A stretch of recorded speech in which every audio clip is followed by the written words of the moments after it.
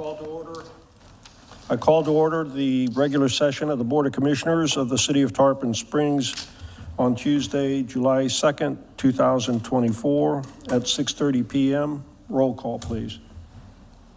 Mayor Vaticiotis? Here. Vice Mayor Koulias? Here. Commissioner Eisner? Here. Commissioner Kulianis? Here. Commissioner DiDonato? Here. This evening's invocation will be given by Reverend Christina Gris, Senior Chaplain of Advent Health North Pinellas. If we can remain standing and turn and pledge allegiance to the flag. We'll do this part. Good evening. Let's bow our heads for prayer. Holy God, first, I want to thank you for these men and women who have dedicated their lives, their time, and their talents to serve this city and contribute to its well-being. I pray for each one of them, for all their ideas, their dreams, their strategies, their plans, that you guide them and keep them on the right path. I also pray for strength and wisdom as they face challenge and obstacles and difficult decisions. May you strengthen them and keep them focused. And now I pray for this meeting tonight, for your wisdom, for your presence, and for your spirit. May conversations be seasoned with grace and kindness, and may decisions be made for the good of this city and for those who call Tarpon Springs their home. This I pray in your loving name. Amen. Amen. I pledge allegiance to the flag of the United States of America and to the republic for which it stands, one nation, under God, indivisible, with liberty and justice for all. Before we get started, I want to identify a couple of people up here. One at my far right is Assistant Chief Ruggiero. He's sitting in for our Police Chief, Jeff Young. And then we have our new General Counsel, Mr. Andrew Dickman, who's sitting to my immediate right. Welcome. Thank you. Okay. We're going to have one proclamation this evening.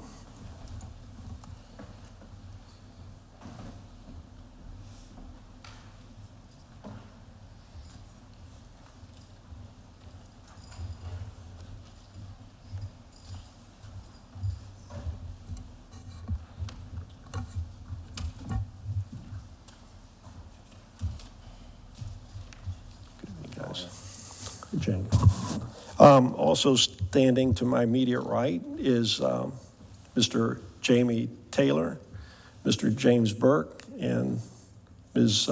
Day, Juliana Day. Okay. The proclamation reads, whereas proclaiming July as Parks and Recreation Month and an opportunity for our community and local leadership to officially acknowledge the importance of our parks and recreation and the benefits provided to the people we serve. And whereas since 1985, people across the United States have celebrated Parks and Recreation Month to promote building strong, vibrant, resilient communities, to recognize the workers and volunteers that maintain our community parks. And whereas parks and recreation programs enhance the quality of life for our residents by providing places of enjoyment and allow opportunities for young people to live, grow, and develop, and a place for older citizens to maintain healthy hearts and minds and to easily access the great outdoors. And whereas during Parks and Recreation Month observance, it is important to recognize the contributions of our dedicated employees and volunteers who provide and preserve the quality of our parks and the recreation opportunities offered to our residents and to many visitors that we serve. And whereas it is most appropriate to recognize the hard work and dedication of our park supervisor, James Burke, and staff, and our recreation superintendent, Jamie Taylor, and staff, for the enormous value we received every day from these departments. Now, therefore, I, Costas Vaticiotis, by virtue of the authority vested in me as mayor of the city of Tarpon Springs, Florida, do hereby proclaim July 2024 as Parks and Recreation Month. Congratulations, gentlemen.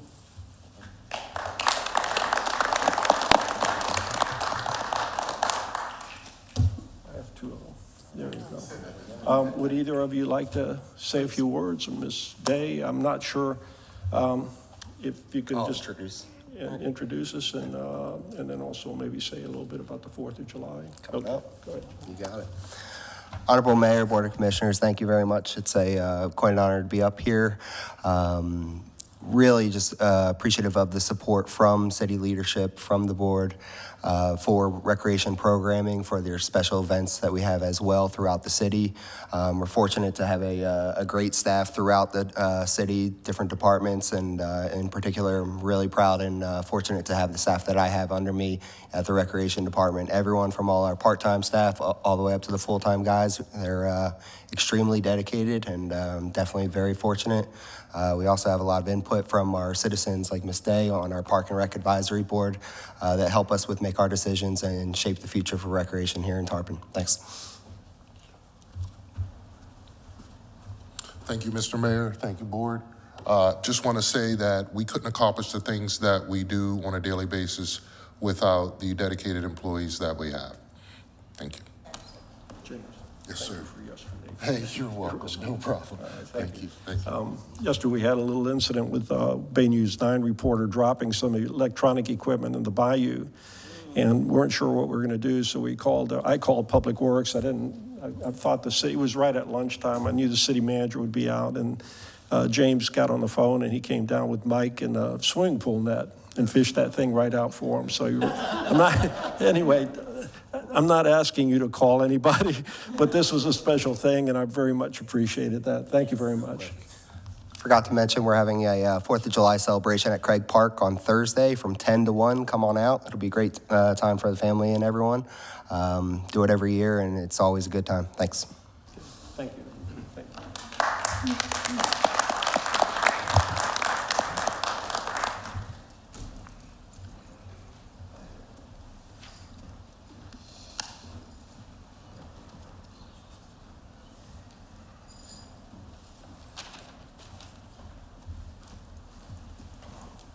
I should ask whether there's any public comments on the Parks and Recreation proclamation.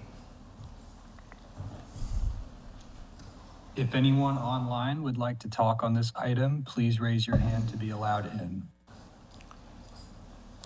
Go ahead, Mr. Delakis.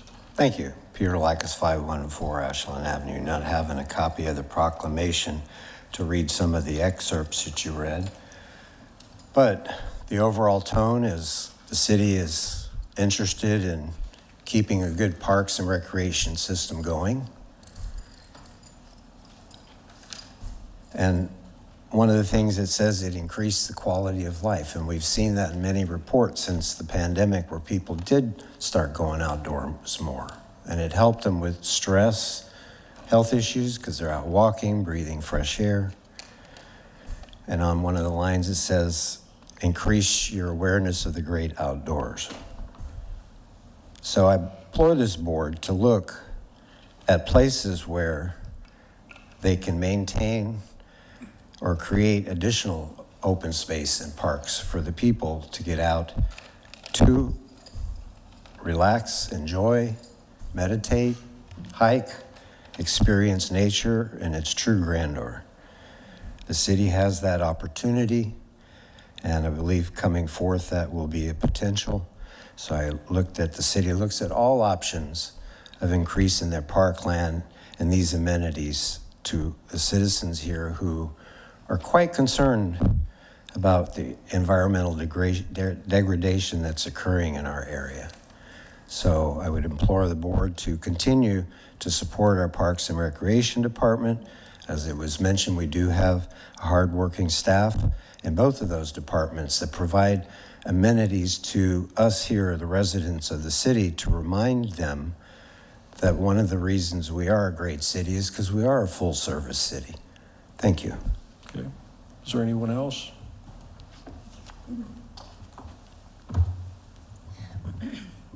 Good evening, Anita Prose, 901 Bayshore Drive. I have 2 items to bring before you. Again, 11th time, asking about the no smoking signs for the library. Yesterday, I went into the library, and as I came out, I don't know what they were smoking out there, but it tasted very, very smelled, not tasted, but you could smell the sweetness of whatever they were smoking. And these are children coming in and out of the library, adults coming in and out. We need to have, and they've done it in other communities, no smoking on library property and on our government property here. I'm concerned about the library because this summer a lot of children are using our facilities, and I hear the mothers talking, and it's not good. So I don't know what the problem is that you can't make the signs and put them out there in the courtyard there and in front of the building, no smoking on the property. The second item, I'm asking a question. What have y'all found out about grants for the sewer hookups? Because we are Tarpon people who sleep here, pay our water and sewer bills, pay our taxes, support our community and our elected officials. And I have people on my street, Bay Shore, around the curve from me that are getting ready to sell their houses. They've had it. And also when I heard that one family, one resident on South Florida Avenue was quoted $80,000 to hook up to the city sewer, and that's what his son told me. That's appalling. If you can buy property and we can do all this stuff, you need to be able to take care of the residents of the community. That is part of your job. Thank you. Okay. We're not quite into public comments yet, but Mr. LaCourse, I know the staff's working on an outside smoking policy. That was the last time with the library, the last time this came up. I'm not sure whether we are on that or. Yes, but that won't hold up the signs. Okay. We'll work on the signs. Okay. Do we need any kind of an ordinance change or anything with that? We'll look into it, but I don't think, I think the signs will take care of it. This is just going to be a library policy or? Just the ones outside the library. The other policy will probably need something that we're working Okay. universal wise. All right. But that's the one we can take care of now, and you know, the compliance will come with the signs. Compliance usually comes. And I know the grants are still in progress. It's too early to tell Yes, anything. too early on them yet, but they're in progress. All right. Now I'm going to open it up to, if there's no further comments concerning the recreation proclamation, Parks and Rec proclamation, then I'll go to public comments. So Ms. Taylor, you have a comment on the Parks and Recreation proclamation. Parks and Recreation. Okay, go Katie ahead. Taylor, Thank you. 1991 Douglas Lane, Tarpon Springs. I wanted to commend the Parks Department, Jamie and James and Julia, for doing an excellent job at the park for Juneteenth. It went really smooth, and Parks and Rec really represented the city well. So I wanted to just tell the commissioners that. Thank you. Okay, thank you.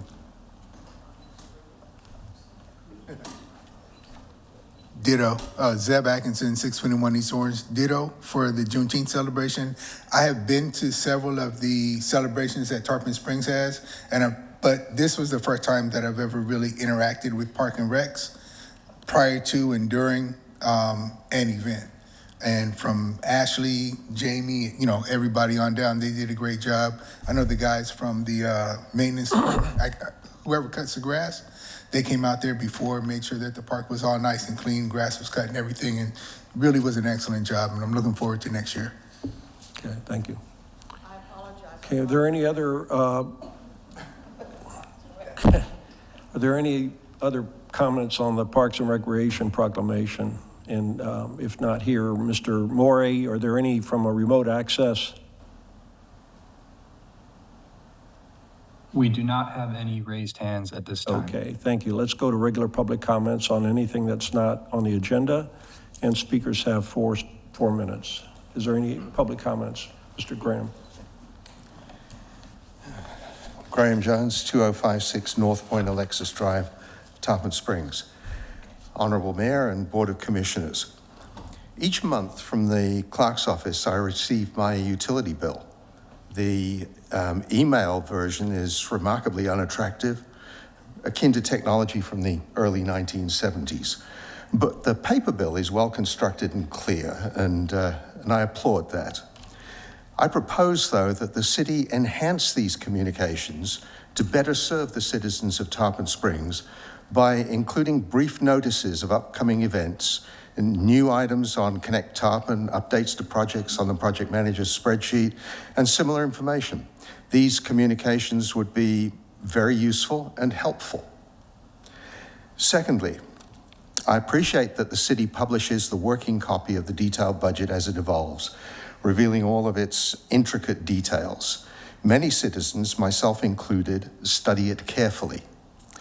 However, it is disappointing that the provided PDF contains only images of the printed pages instead of searchable text.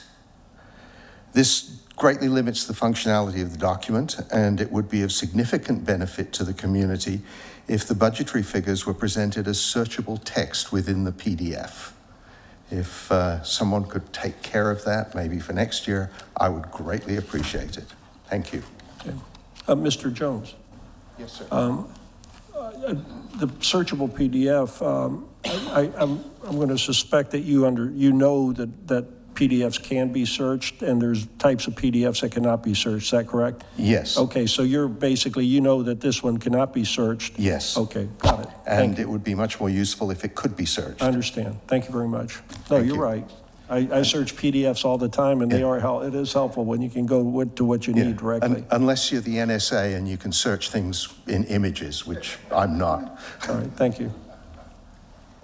I want to apologize. I thought you were through with the recreation.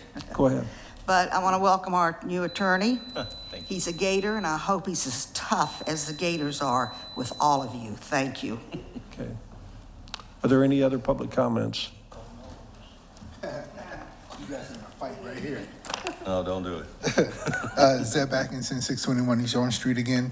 Again, Park and Recs did a wonderful job.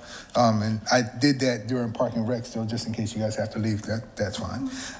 While we were at Juneteenth, we thought it was a great opportunity to take a survey of the people that were there about some of the things that the community's been talking about. And I have the surveys. I didn't want to kill too many trees, so I don't know if I can give it to... You can give it to Ms. Jacobs. when- Okay. yeah. One of them was talking about a community pool or splash pad or splash pad. And there were 46 people that said that they would like to see something happen in the park around a pool or pool/splash pad. And then the other thing that the community has been talking about is opening up Distin Avenue. And for whatever reason, that's a sore subject, I know. We just took a couple of different surveys to see what people were talking about. And there were 39 people that would like to see Distin Avenue open. So I can give all this stuff. There's another one we took about a flashing light at Martin Luther King in Distin, but we're talking with Officer Boone about that later on this month. And whatever the results are, we'll bring that back also. All right, thank you. Thank you, Gene.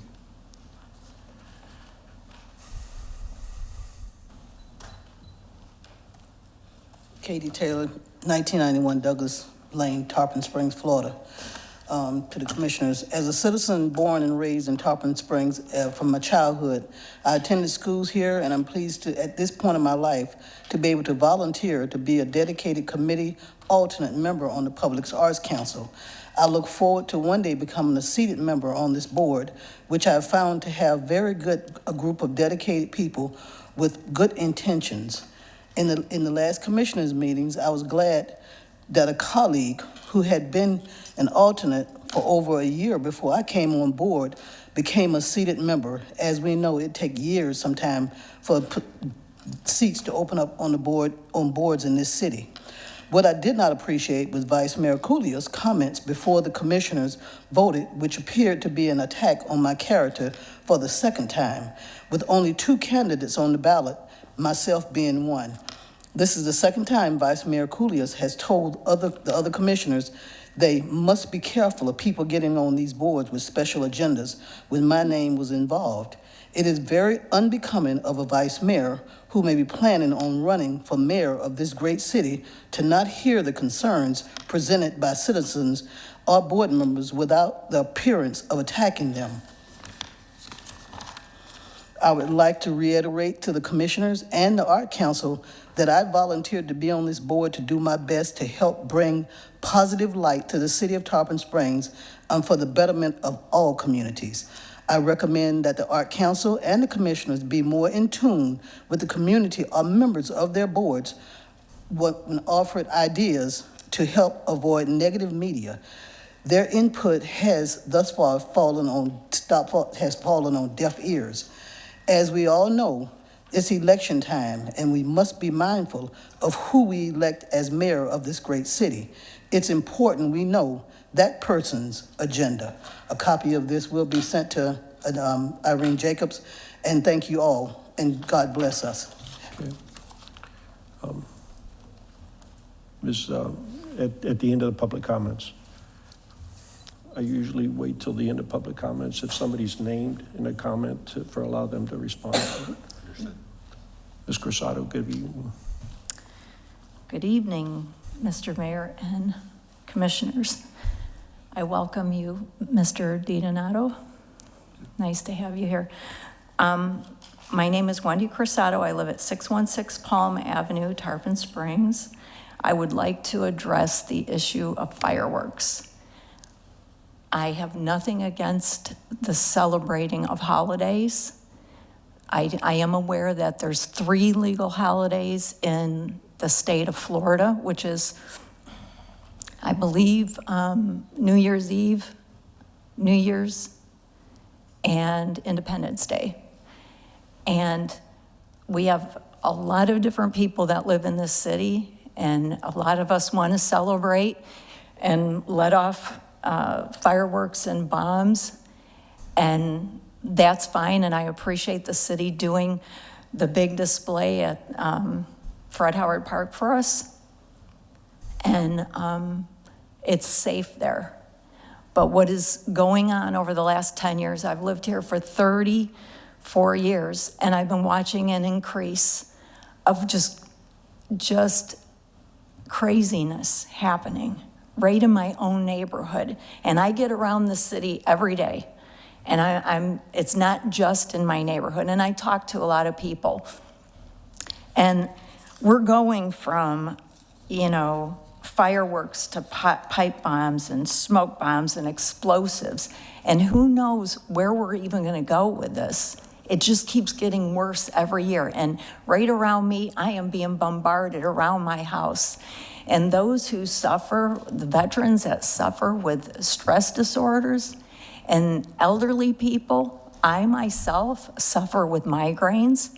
You have no idea what it's like until you're trying to just exist with a migraine and you have bombs going off around you, let alone the animals and trying to comfort your animals. Again, I am not against celebrating.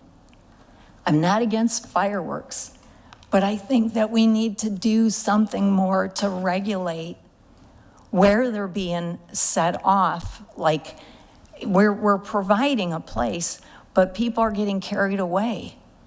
And it isn't just the kids, it's adults too. And I see it. And it isn't just one day now for the holiday.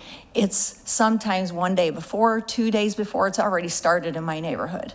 They're doing it right now as I came here.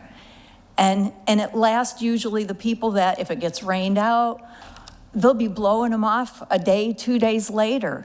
And there are people who actually work and have to get up. And I know for myself, 1:30, 2 in the morning, they're still going off.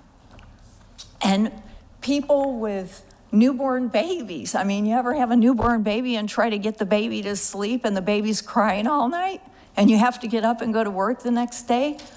And I just think before it gets even worse, we need to do something and work together. Again, I'm not saying we can't have fireworks. I'm saying let's do this more responsibility and hold people more accountable who are just acting crazy. And I'm open to suggestions. That'd be great if we could come up with something to try to bring more unity here for everybody and make it more pleasant. Thank you so much. Thank you, Ms. Cruzado. Just hang around, if you will, at the end of the public comments. I'm going to discuss this briefly with the City Commission. Are there any other public comments?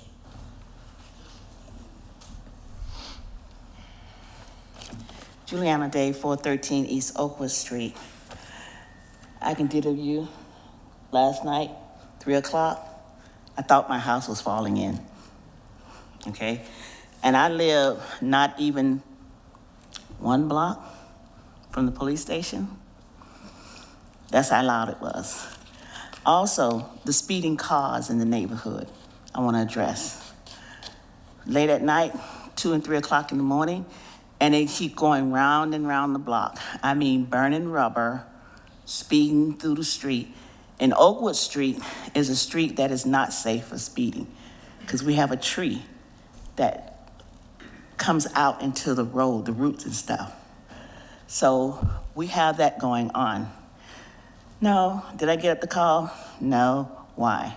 Because if I live a block away from your office, you heard it too. Thank you. Thank you, Ms. Day. Are there any other public comments from anyone that hasn't spoken yet?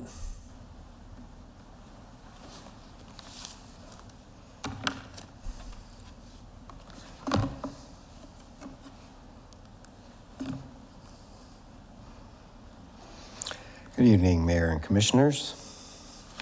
Tonight's reading will be from Proverbs 12, various verses. And again, as I mentioned, I looked up honesty this time. The plans of the righteous are just, but the advice of the wicked is deceitful. The words of the wicked lie in wait for blood, but the speech of the upright rescues them. Wicked men are overthrown and are no more, but the house of the righteous stands firm. The way of a fool seems right to him, but a wise man listens to advice. A fool shows his annoyance at once, but a prudent man overlooks an insult. A truthful witness gives honest testimony, but a false witness tells lies. Reckless words pierce like a sword, but the tongue of the wise brings healing. Truthful lips endure forever, but a lying tongue lasts only a moment. So, I really wanted to kind of move on from explaining Frank's, I wouldn't say lies, but maybe misinterpretations or beliefs as to things that may have occurred and were known. So, at the last meeting, Mr. DiDonato mentioned that the board had discussed these issues. So if you do go to the website, documents, public access, you put in ABR as the search, you do from various dates, and 3 items come up. On July 27, 1999, a work session where the ABR property was talked, and what that was about was they were wanting to, let me see where that one was. 9922, amending the future land use of 11.54 acres on the ABR property that were brought forward by Mr. Armstrong representing ABR. So on that date, there was a workshop. Then on August 3rd of 1999, there was a regular session meeting where a number of 3 items were discussed regarding various comprehensive plan changes that they had to send to the Florida Department of Community Affairs to get approval. And then once they got approval on that, it came back to a meeting on August, the first reading was August of 3rd in 1999, and the second was March of 2000. Now, on all of these, they discussed the land use change, which again, as Mr. DiDonato said, I could have changed during my time there, but again, the land use change or zoning change, as you all know, have to come from the owner of the property. I can't change it even if I'm a commissioner. And if I was to have initiated some action after the end of October of 2008, maybe early 2009, when Walmart decided no longer to build there, if we had done anything, one, it probably would have caused suits if we had changed it, because they would have said you've downgraded their property.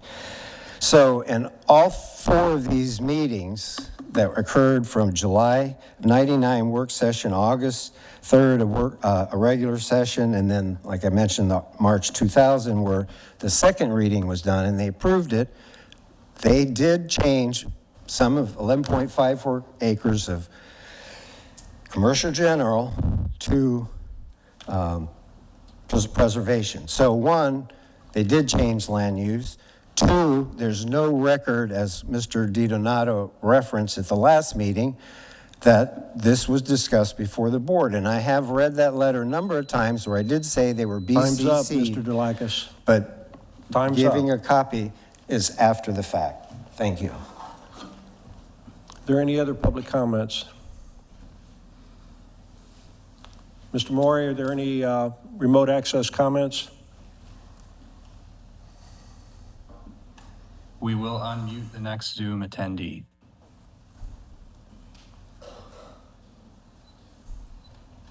Zoom attendee, you are unmuted. Please state your name and address for the record.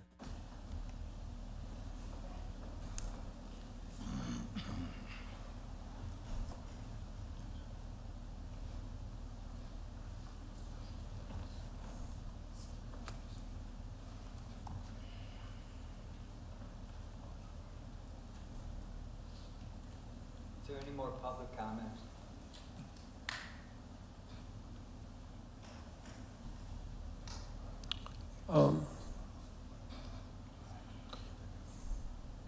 Thank you.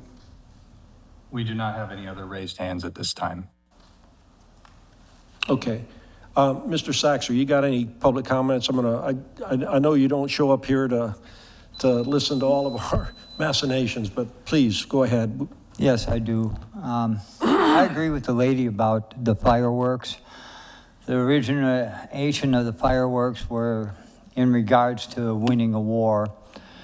And I think it'd be a beautiful idea if Tarpon Springs just suspend all the fireworks. I got a couple of dogs that run through my house crazy every time there's fireworks. And it'd be a statement to the entire nation if we did that.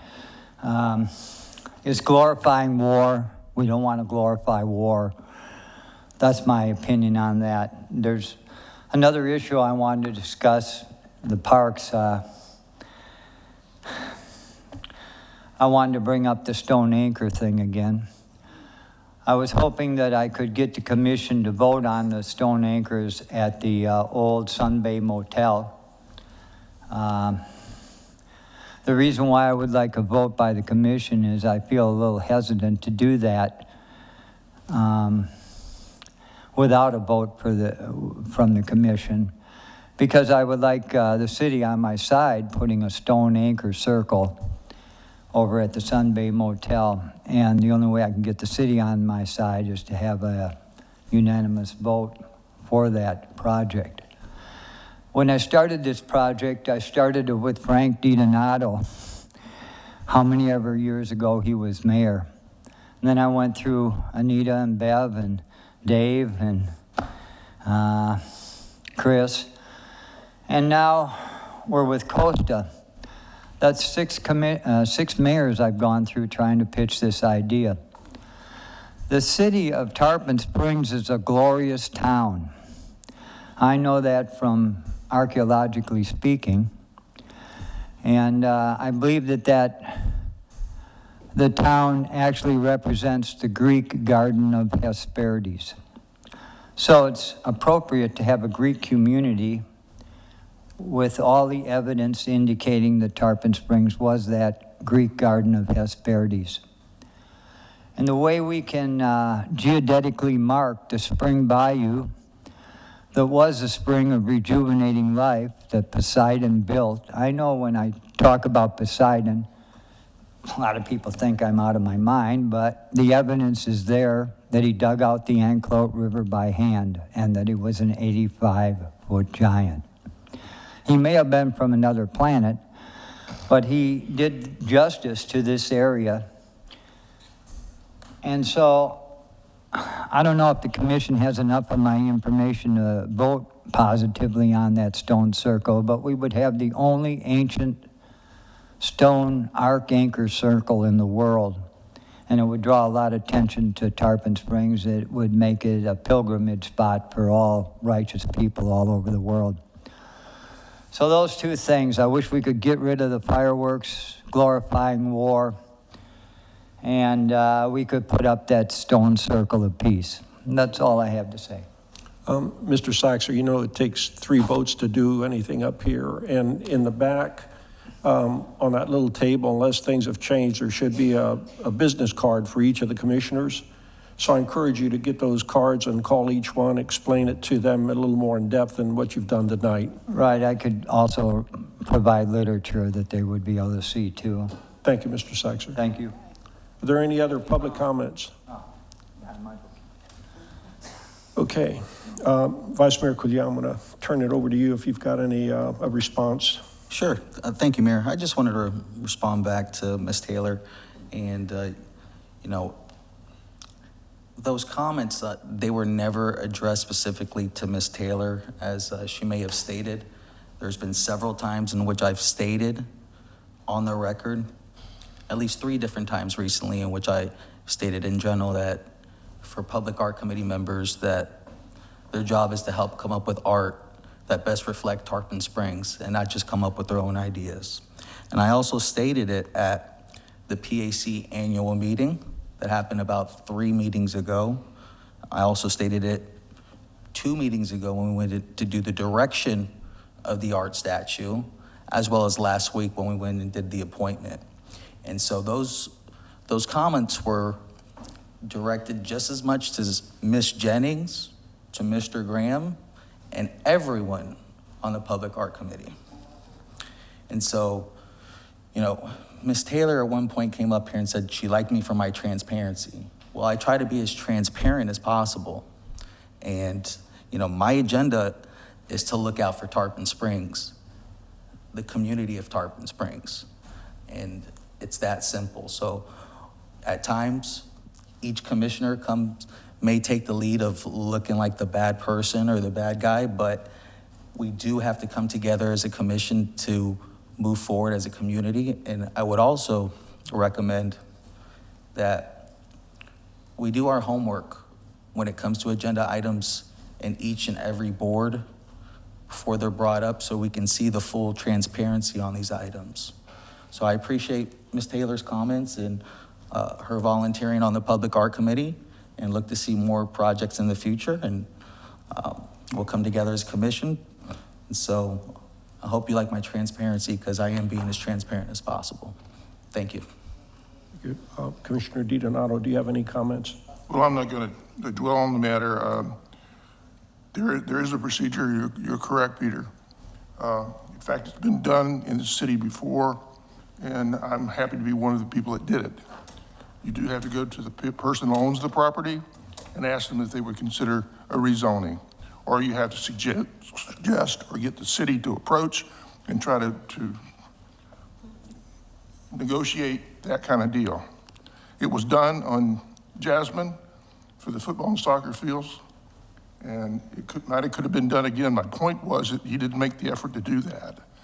And you know the procedure. You also know there was the DO, which for everybody, there's a development order on that same piece of property that he keeps talking about. That DO was through 2004. I was out of office in March of 2004. It was there that whole time. It's been there the whole time.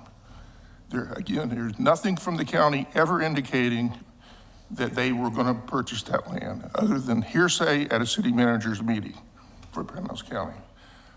So I'm just simply saying it is possible to negotiate a zoning change, and it is possible to make it more affordable, and it's exactly what happened on the football and soccer fields. So I've got to say. Okay. Ms. Cruzado made some comments concerning the fireworks, and honestly, I'm on board with her, especially in the wee hours. You know, fortunately, we don't have anyone living with my wife and myself that is sensitive to the noise, except our pet, who we have to wrap in a thunder jacket each time these events occur. I'd like to get the thoughts or comments from any of the commissioners that, just to kind of give a little credence to the city manager, if that's the direction that the commission would like to go in terms of a little bit stronger enforcement on these in the neighborhoods. I know that might be, it's not going to be a perfect effort, but maybe it would be something that it would be helpful for the city manager to hear what the commissioner's preferences would be, and also the public's as well. So Vice Mayor Coulier, do you have anything to say about this? Mayor, it's going to be tough to regulate and have the police officers show up for days at a time. I understand people are going to call in, and it may be a direction to have those police officers show up. But when they leave again, and you're hearing all around your neighborhood fireworks going off, it's difficult. And I used to have 2 dogs that would literally eat their way through the drywall at my house when the fireworks were going off. So I understand the frustration. I just don't know how we can make a policy that's gonna put stress on them like the police department for days at a time before, so. I'm not so sure about the policy, but it's more of the enforcement, and that would be the city manager's responsibility. I'm just, if it was kind of a mixed opinion up here, then the city manager would view it one way. If he's got the sense of the consensus of the commission, then he's probably going to look at it a little different way. So I'm just trying to get that out from each of you this evening. Yeah, I'd like to hear from the rest of the commission on how they'd like to proceed, but I don't see a policy or enforcement that we can be stricter on. All right, thank you. Vice Mayor Eisner, got anything? He's Vice Mayor. Pardon me? It's okay. Oh, It's all right. Were It's you all right. finished? Go ahead. No, I'm done. I'm done. Okay. Vice Mayor Eisner. So the question wasn't for us to decide how to enforce the fireworks. Our question was how we feel about it. That's right. So I am not the police. I am not the city manager. So I'm going to make my comments accordingly as what I feel. I also have a dog that suffers from this, and I also have compassion for all the people that have babies, that have people that have to get up in the morning. And we could give this back to the city manager and our excellent police force to decide how best they could set guidelines or not. I'm not interested in how it gets enforced, but it gets carried away. I'm also into being very patriotic and celebrating what goes on. I'm going to celebrate with my 2 grandkids and watch the fireworks, but I'm going to leave my wife to hold on to my dog, who's going to be pretty much shaking in the bed, and you know, it's not a comfortable feeling. I've always believed that your party should not infringe on somebody else's well-being. And that's in effect what really goes on with this. When you don't have the animal or the kid sleeping, it's fun. It's a celebratory night. But we also have to be a bit compassionate for the people that are being inconvenienced. So I would look to give the city manager to try to strategize with the police chief and see what is feasible for then us to do. Whether we're able to do it or not is irrelevant. We're trying to stop speeding, and that's sometimes irrelevant. We try to stop people from running through stop signs. That doesn't mean we remove the stop signs. So I don't agree with what I just heard about how we get it done, because it's not us to get it done, it's theirs to get it done. So that's my comment. Thank you. Okay. Commissioner Koulianis. Yeah. I mean, I too have a dog that hides under the bed and shivers just like the other commissioners do. You know, I'm hesitant as a commissioner to advise the police as to how and when they enforce laws. I don't think it's our job. I mean, we as citizens can tell the police when we're would like them to do things. You know, for example, speeding, or you know, this whole thing with bombs. It has gotten out of hand. I mean, you know, the celebration. You know, it's like an excuse. It's an excuse to go overboard at times. You know, I'm wondering if it's all patriotically motivated, or whether it's just an excuse to hey, let's get the bombs out. So, again, I'm not going to tell the police how to enforce their laws. Now, however, if the police came to us and says, hey, we need to increase our budget so that we have more officers in force on the holidays so that we can handle this better, then that would become our business. And I would be more than happy to look at that to help them to do their job. So that's kind of where I'm at. That's good. Thank you. It's a difficult issue. I still believe that we're fortunate in this community right now to have both a city manager who's also a chief of police, and we have an excellent assistant chief and police department in this community.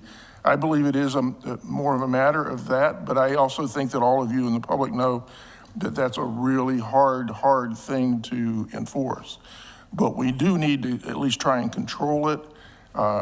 It does get out of hand frequently, and it is gotten to where it's a few days before and a few days after. I guess they didn't use them all that night. I don't know. But whatever the police department and along with the city manager's expertise, if they could come up with something, but I can see the complexity. I see both sides of the issue. I would authorize the city manager to look and see what can be done. Okay, thank you. I think the idea is obviously not to tell the city manager how to do his job. It was just to hear some comments from the commission, and maybe that would be helpful to the city manager. From my perspective, I think every American needs to celebrate the 4th of July. It's the founding of our country, and we should celebrate it. We should let people know how we feel. And I think that excuse works in my household till about 9 o'clock in the evening. And then from about 9 till 10, I'm a little bit on borrowed time. And from about 10 to 11, my wife has reached her limit with this, celebrating the 4th of July. And then after 11 o'clock, she's got the police department's administrative phone number, and she's called them several times, and I'm sure she'll be calling them this time as well. So for me, it's not the issue of the fireworks during the day, early evening, that's fine, I think. But after a certain period of time, it does border on the ridiculous, and you're really infringing on other people's solitude, whether it's interrupting baby sleep, putting fear in pets and things of that nature. So that's the only thing I wanted to say, City Manager. I understand. I've dealt with it for 46 years. I know. And it's the same balancing act that it is not much of a change. And you're not going to go to any other city and find that they've got this grand master solution to solve it.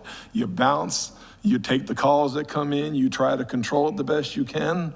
I've heard people say, well, go out and arrest them. Well, no. Let's say there's a blank number of officers on board. I guarantee in the first hour there'd be no officers on the road to patrol because they'd have arrests. So you have to balance and try to shut it down. Now, you have somebody blatantly, when you come up and tell them to do it, they throw one at you or something, then you take care of that. But calling the complaints, we have usually extra people working, and it is just the balance of trying to go. And again, it's the same speech I've been giving for a lot of years. Until some of these state laws and that loophole on fireworks, Pinellas tried to close up, but all you got to do is go just past the flea market in Oldsmar or go over the county line in Holiday, and those stands you sign you're blowing up gopher holes or gophers in a field, you sign the thing, there's no enforcement on it, you can carry out a truckload of fireworks and stuff, and still the state legislator, that's not going to stop it. People want them, they can get them, but it sure would help if people couldn't drive. Again, the two places to drive is out Tampa Road to the Hillsborough County line and to the Pasco County line, and you can fill your truck of these things to go off in the neighborhoods and stuff. And it's signing a false affidavit, committing perjury that you're controlling gophers. So that's another thing you can do to try to get that loophole in the state law done. But otherwise, it's a balance, and call in, and the police are going to go enforce and try to keep it down, especially the later hours that they can. So they will do that, and that'll be their direction to do 2 days from now. Yeah, I think at least now the people that are watching the video understand how the commission feel about it. Maybe that'll encourage people to be a little more sympathetic to everybody. So thank you very much, City Manager LaCourse, and Assistant Chief Ruggiero. Our police department is excellent. There's no issue with that. So we just wanted to share our thoughts. Thank you. Ms. Cruzado, thank you. Let's go to the consent agenda. Do any of the commissioners wish to pull any of the items on the consent agenda? Okay. Consent agenda is item 2, approve signing of addendum to the Pinellas County Combined Mutual Aid Agreement. Item 3, ratifying increase to file number 230110, body armor and ballistic vest utilizing state of Florida contract. Item 4 is award number, file number 240141, single source purchase of sulfuric acid. Item 5 is renew file number 220153, wireless data, voice accessories, utilizing National Association of State Procurement Officials Master Agreement. Are there any public comments on any of these items? Mr. Maury, are there any remote access comments? We do not have any raised hands at this time. Okay, commissioners, any comments on any of these? May I have a motion and a second to approve the consent agenda? Second. Okay. Roll call, please. Commissioner DiDonato? Yes. Commissioner Kulianis? Yes. Commissioner Eisner? Yes. Vice Mayor Kulyas? Yes. Mayor Vaticius? Okay. What I'm going to do is, well, we'll just go ahead and continue with the consent agenda. Item 6 is discussion and direction on mixing history and public art. I'm going to turn that over to you, City Manager LaCourse, or do you want me to talk about it a little bit, or? Why don't you go ahead? Well, City Manager LaCourse, and of course myself, from a historic perspective many years ago, this is not a new issue. This is always when you start mixing history, especially personalities in Tarpon Springs, with art and actually utilizing real people to celebrate some aspect of Tarpon, whether it's unity, whether it's women's contribution to the founding of Tarpon Springs. I think all those good intentions sometimes go misunderstood. They become misunderstood, and they think it's more of a memorial or a commemoration of the individual families, and it's not. And unfortunately, Tarpon Springs has had a problem with that, whether it's statues and the model for the statue is you know, it's a Greek sponge diver, and the model of the statue is not Greek, and so forth. And I think that we probably need to rethink that policy and limit the historical aspects of our public art in terms of personalities, individual personalities, families, and so forth. And I'm not saying that there isn't a place for that in Tarpon Springs. There is a place for that, but that should not be basically championed by the Public Art Committee. That should be championed privately, as was the sponge diver. That was not part of any public art effort. That was as a result of an individual wanting to donate the sponge diver statue, and there was a whole lot of fuss over the location of it. But nevertheless, that was resolved, and it's there. But sometimes that sponge diver statue becomes a lightning rod of the fact that that's there and why isn't something else there, and so forth. So I think we need to rethink the policy of how we commemorate certain aspects of our city, our beautiful city, unity. Some aspects of it, like people's contribution to the city's development and so forth, without actually putting that burden on any individual family or specific personalities that find themselves in some way or another in the artwork. So that's what I wanted to say. And again, you know, the mayor and I have been around a long time. This precedes the art committee. This goes way back into time, even to do with benches, with all things. This has gone back a long way and stuff. And I think, as we've seen from some recent ones, there are a lot of issues that come up for them. And again, it's not just related to the public art. It's happened back before. So we need to be careful. We need to look at it. And this board really, the purpose of this item is to give some direction on how we need to look at these things, how we need to not cause controversy.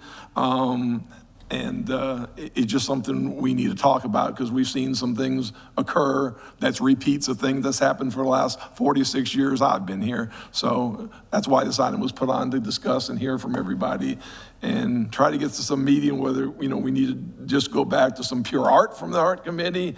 And there's a whole nother process involving, a bunch of different people, entities and stuff. If we're dealing with something like history with a statue or something like that, it may be another method to do it aside from the Public Art Committee.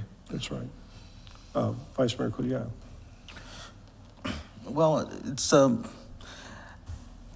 I understand this has been going on for a while, but there seems to be a certain issue that helped bring this conversation back. And so,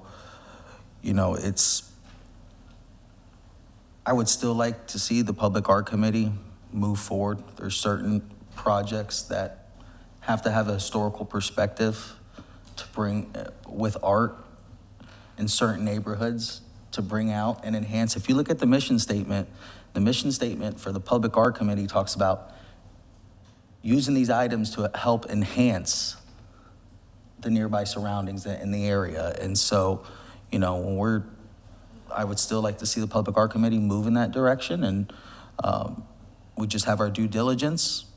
I'd like to, everybody try to be involved as much as possible. And when you do have an opportunity to be involved, don't just ignore it or push it to the side and then try to address it at some point later, because it doesn't help any of us, especially when you have an influential voice in town. And so I think I would still like to see the Public Art Committee be able to use, projects or present projects that do have some historical art. Doesn't mean it has to be every one of them, but the residents don't want to see the Naiad statues at the sponge docks. They don't want to see certain things that have happened, and I hear it a lot. And so it's a balancing act, but, we need to try to get people from each community and, when art's being presented to try to get involved. And so that's just where I stand right now. I don't want to say no art in general. It doesn't have to do with any historical perspective, because then I don't know the categories of it all, but then it seems to go into abstract art. And I don't mean necessarily abstract, but just a whole nother direction that, may not necessarily enhance the community. And so I really would like to let the art committee keep going the way they're going and just try to bring out all the information they can for items for everyone to see before making decisions. Thank you. Okay, I should point out that this isn't in response to anything concerning the sponge docks. The city manager and I go through a lot of things behind the scenes that y'all never know that deal with individual families. And I want to point out that the city manager's, he's nodding strongly right now in that regard. So we do see a lot of things that don't make it up to the podium that we have to deal with and actually try and calm things down in order for the work to get done. So there is a lot that goes on, and that's in addition to the things that you hear and we receive emails on. There is a lot of things that have to be done behind the scenes to avoid any controversy as well. So I'm sorry, Commissioner Eisner. Thank you, Mayor. We all received a request from the Sun Coast News, and it was 4 questions. And some of us may have answered them, some of us did not. I answered every one of the questions in my interpretation of what happened at this past meeting. For some reason or another, none of what I wrote was printed. So I am here to read what I wrote because it's a public record, and I've never shied away from transparency, as been said earlier. I also was at the Dorset Park for Juneteenth. And I was there, and the ex-mayor, Archie, and I spoke, and he said to me something that was dear to my heart. He said, "You didn't answer me." I said, "There's no reason to really answer you at this point. What you'll see I'm going to say is in the newspaper." And then I was embarrassed to see that none of what I said was printed, but every other commissioner was printed. So believe me when I tell you, if anybody knows me, I called them and let them know my feelings. So I'm going to share that tonight. One of the questions that was asked was, I believe, what is your comment about the concerning installation of the project at the CAP, and how was he left out of the loop, is the question. And I believe they were referring to ex-mayor Archie. And I said, I believe he was left out of the loop because the artist Stephen Oliver used previously published pictures readily available and didn't ask enough people, and he didn't ask enough people in the Union Academy. That was my comment. That was left out. Question 2, do you think the city should address his concern and remove photos of his family from the fence project? Fair question. I wrote, this is between, I believe, the artist and the PAC to decide which is right. I wasn't involved, so it's not going to be my decision to make. Number 3, do you think Mr. Archie's concern should be discussed at a city commission meeting? I wrote, we can discuss it, but we should be using the advice of the PAC and not micromanaging their decisions, which is actually what happened. And I was a little bit annoyed that we were micromanaging the PAC. We shouldn't be micromanaging any volunteer board. We're policymakers, has been said numerous times. So then the last was, feel free to expound with more of your opinions on the topic, and please see to it that you respond to this email so I can get it in the story as soon as possible by Tuesday, which of course didn't happen. So I wrote, and I think Mayor Archie knows, I know him for many years through Rotary. And I don't have to read what I wrote because he's a quiet man. He's an honorable man. I've never heard one bad word Mayor Archie ever said about anybody. Even when we've had actions that he was excluded from because we didn't see that he was there, I've personally gone up and said, Mayor Archie, you're here. Let's announce that you're here. And he's the type that just will shake his hand and go, that's not for me. Ego is not his thing, okay? So now you have an idea who this man is, and he's sitting here. So I wrote, I think the commissioner that brought this up has caused false accusations of an honorable ex-mayor, David Archie. I've known Mr. Archie for years from Rotary. He's always been nice and respectful.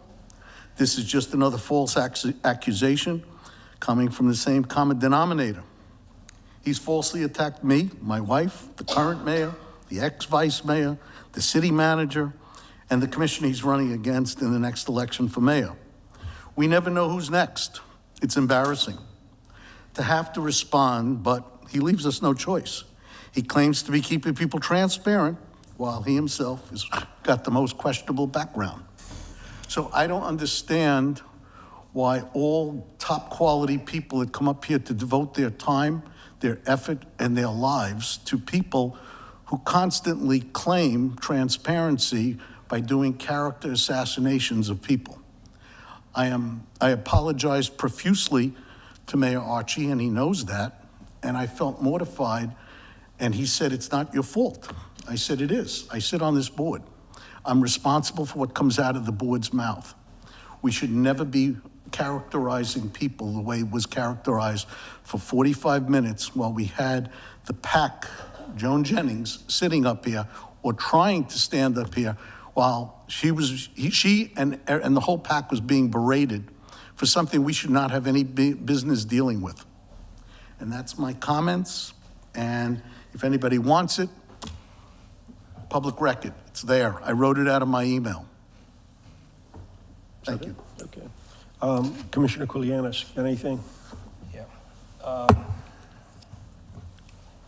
In regards to history and art, you know, these folks that choose to be on these, as Ms. Taylor said earlier when she came to the podium, they're volunteers.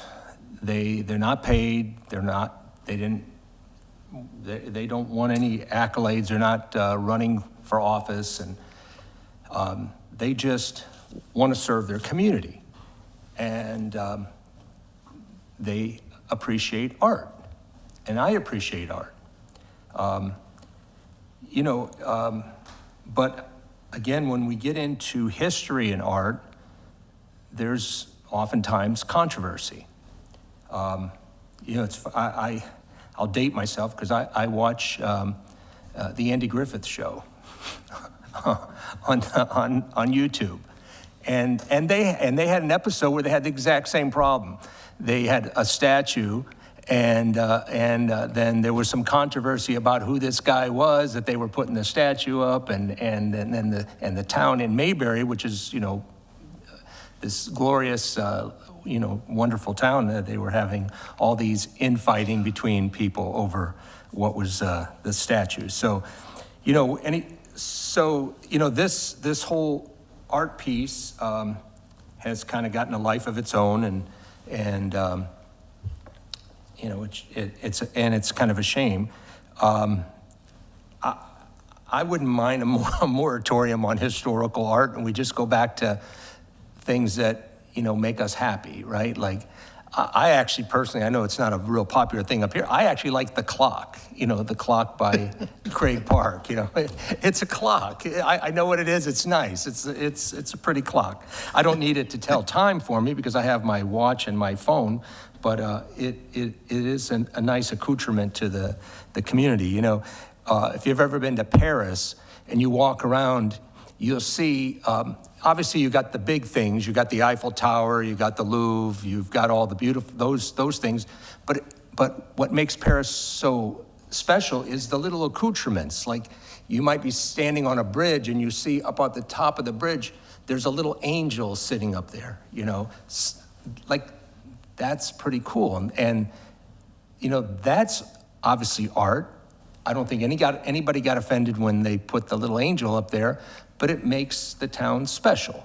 So, you know, I don't mind if you guys spend a little more time on the just pretty things to make us happy. That would be nice as well. But then again, you know, maybe we need a policy or just a procedure that when I don't want the art committee to be, you know, the targets of so many people. They're just volunteers trying to help, and then, you know, they're villainized. So I don't want to see that. So maybe we need some kind of a procedure that when you're going to get into historical stuff, that it has to go through the you know, Tarpon Springs Historic Board, or it has to go through a litany of filters before it actually gets, and then it has to come up here and let us be the bad guys on approving something that, you know, may be controversial. But for a while, it would be nice just to have some pretty art, and let's stay off of things that will divide us and things that we can all be happy to see. So that's just my 2 bits. Okay, Commissioner DiDonato.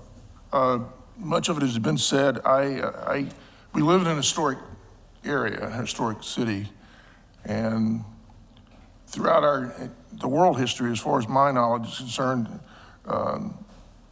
they've associated art and history frequently together. It's sometimes hard to differentiate, but it's obvious that because we all have personalities, that probably a little more vetting should be done on anything that could be considered historical. But I again want to thank the Public Arts Committee. They've got a difficult job, and like Commissioner Kulianis said, they don't get paid.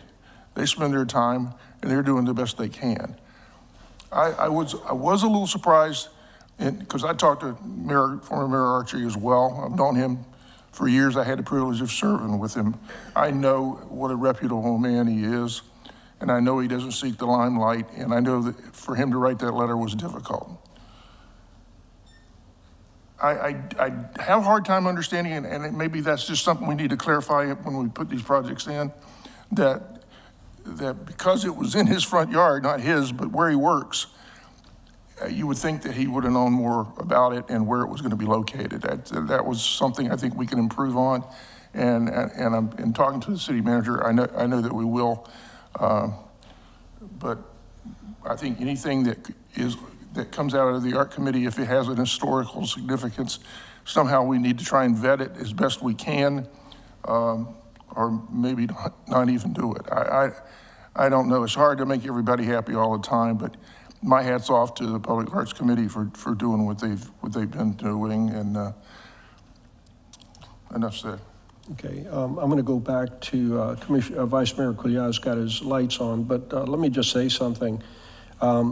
This is a policy discussion. It's not really related to any one incident that has happened recently, specifically with the issue with the artwork there at the Cap Center that is being dealt with through the Public Art Committee currently, along with the artist at that time, and there will be some basically some information coming out of that at a later date. This is just typically this is for the typical problems that we continually have in trying to commemorate some aspect of history of Tarpon Springs through artwork, and we get tangled up when we get into specific families and give them recognition over other families in town, and there seems to be some feelings on that. So it's not tied to any one specific event that has happened recently. So Vice Mayor Couillard, let me go back to you. Sure, no, this went from a direction on giving direction towards art to a little public attack, but that's okay.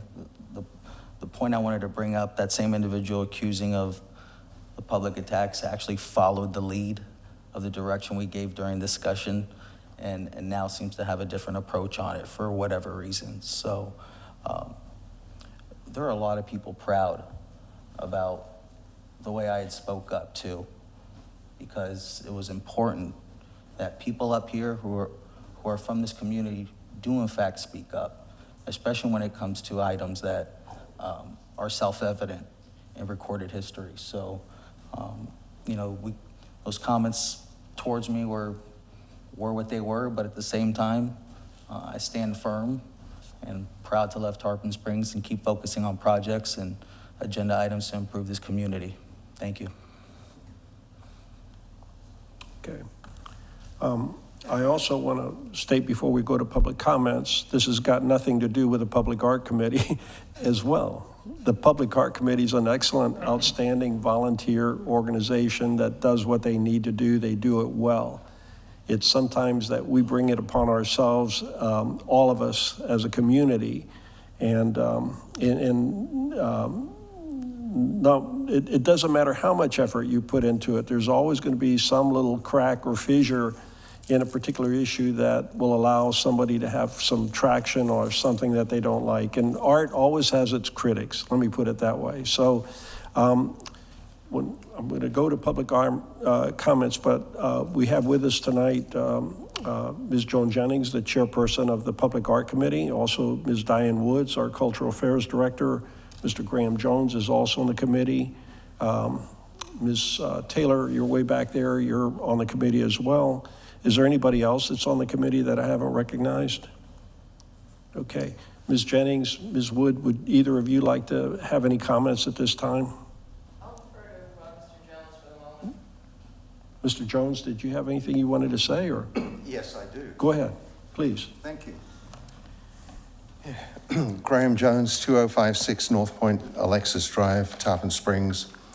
And a remarkable coincidence on the Public Art Committee. Mr. Mayor and Board of Commissioners, as you deliberate on the future of our public art installations, I wish to present a perspective that urges us to keep history and art as distinct entities, each flourishing in its own domain. Number one, art's freedom of expression. Art, at its core, strives to evoke emotions, provoke thought, and inspire individuals regardless of their background or knowledge. It speaks a universal language that transcends time and space. History, on the other hand, is bound by specific events, dates, and contexts. And when art is constrained by historical narratives, it loses its ability to communicate universally and becomes limited to the facts of the historical context it depicts. Number two, the risk of historical bias. History is often written by those in power, reflecting a specific perspective that may not include the diverse experiences of all communities. By making history the focus of public art, there is a risk of perpetuating a narrow or biased view of the past. And this can marginalize underrepresented voices and perpetuate historical injustices. Art should aim to be inclusive and representative of all, rather than bound to a potentially skewed historical narrative. Number three, potential for controversy. Historical events and figures can be subjects of controversy and differing interpretations. Public art installations that focus on history may inadvertently spark debates and divisions within the community. Art that is free from historical constraints can instead serve as a unifying force, bringing people together through shared aesthetic and emotional experiences. Number four, encouraging contemporary relevance. Public art should reflect contemporary values, issues, and aspirations of the community it serves. While history is important, art that is too focused on the past may fail to address current societal challenges and opportunities. By keeping art and history separate, we allow artists to engage more directly with the present, creating works that are relevant and meaningful to today's audience. Number five, educational versus artistic freedom. History is best taught through dedicated educational means that prioritize accuracy and context. Art, on the other hand, communicates through symbolism, metaphor, and abstraction. When we ask art to fulfill the role of historical education, we risk compromising the integrity of both disciplines. History may be oversimplified, and art may be burdened with the responsibility of conveying factual information.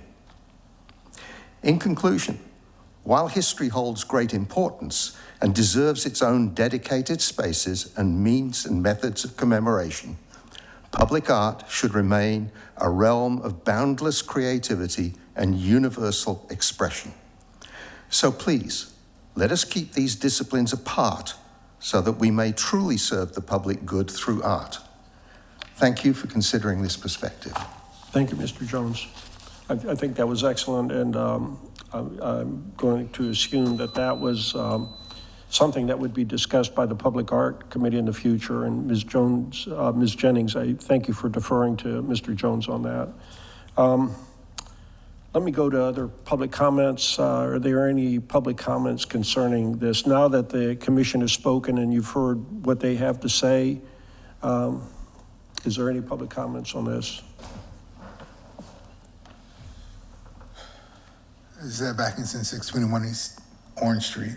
I heard a long time ago that art often imitates life. So I agree with a lot of what Mr. Mr. Jones had to say, but again, art imitates life. My first date with my wife was to the Museum of Art in Maryland to see the Monet exhibit. And I don't think that the lily pads that Monet drew were exactly representative of what he saw, but it was his image of that life event that he saw, right?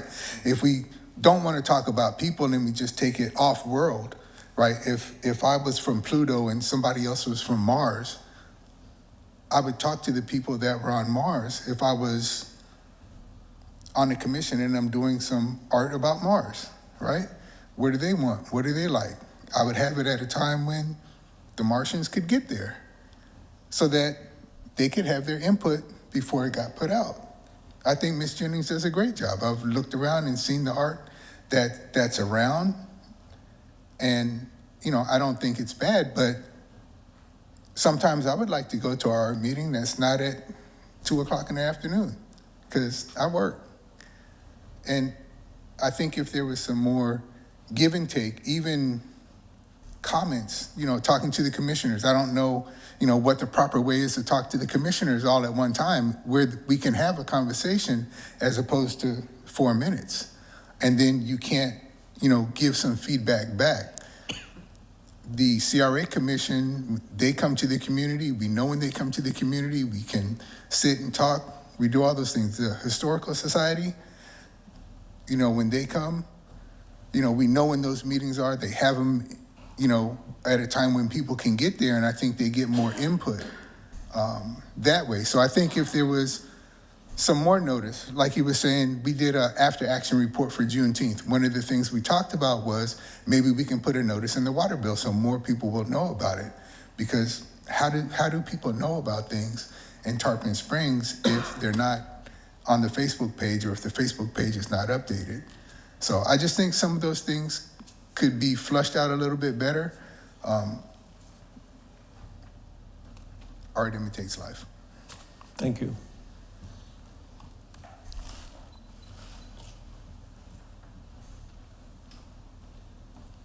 Katie Taylor, 1991 Douglas Lane. When I came to the Art Council, this project was already completed. It was done years before I got there. I just seen the aftermath. The things that I tried to put at the Art Council level was to correct some things that we could have corrected on that exhibit.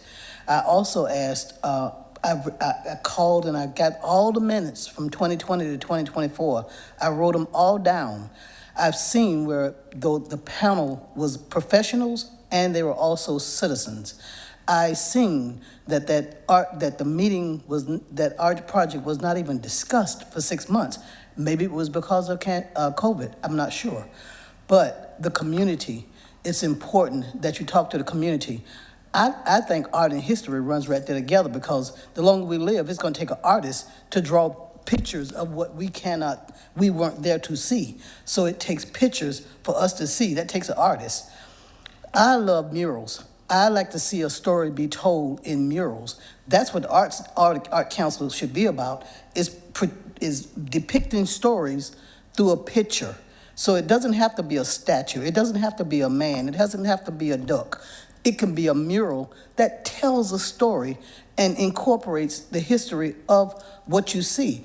I think that when we do have a project like that has a mural, it should be coordinated with the Historical Society, because it's important that your mural tells a story properly.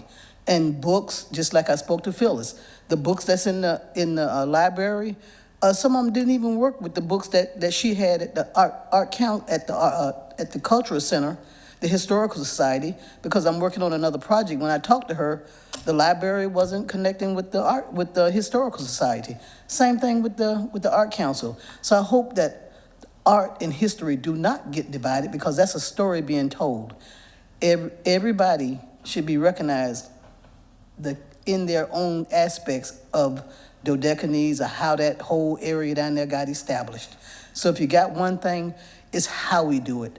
Work closely with the communities, make sure that people are being brought in, not just a couple of people telling you to go to a couple of people.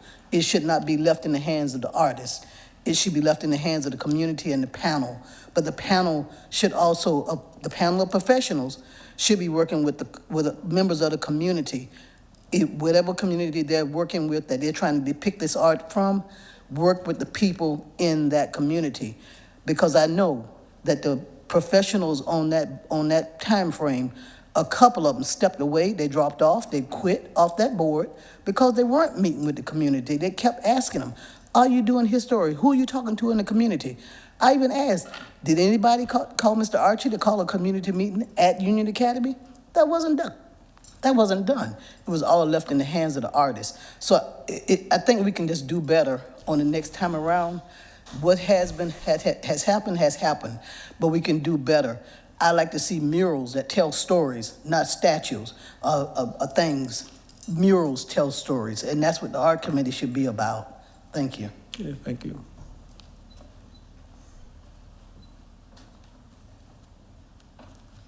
Anita Prose, 901 Bayshore Drive.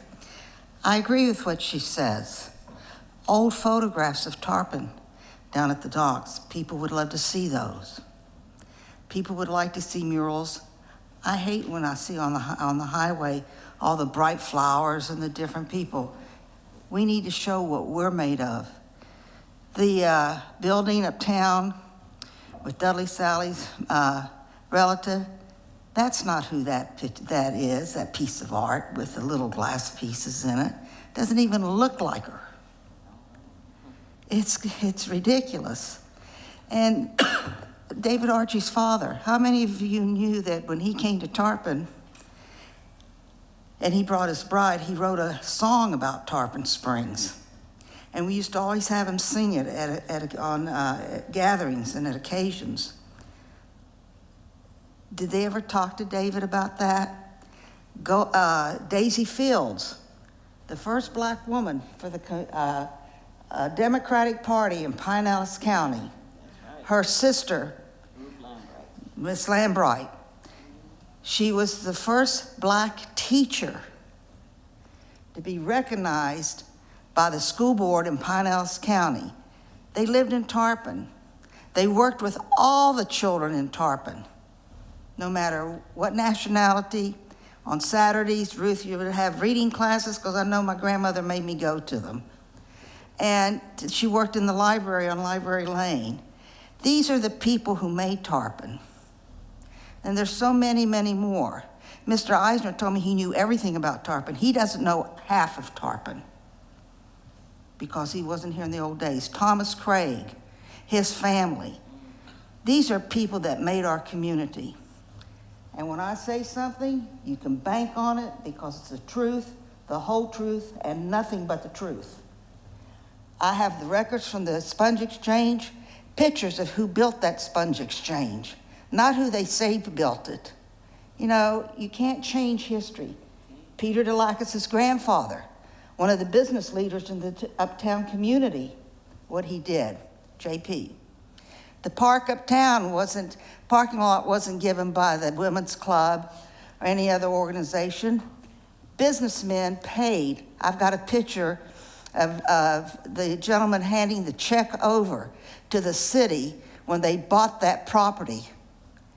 But another story was told, and people don't know the truth. We must tell the truth of our community, because if you don't, everybody that moves down here is going to change it, and you're going to lose it. So we've got artists in this community that know the history. Let's use them and give them the money instead of bringing other people down with big bucks. Is there anyone else? I'll let you go last. Peter Lax, 514 Ashland Avenue.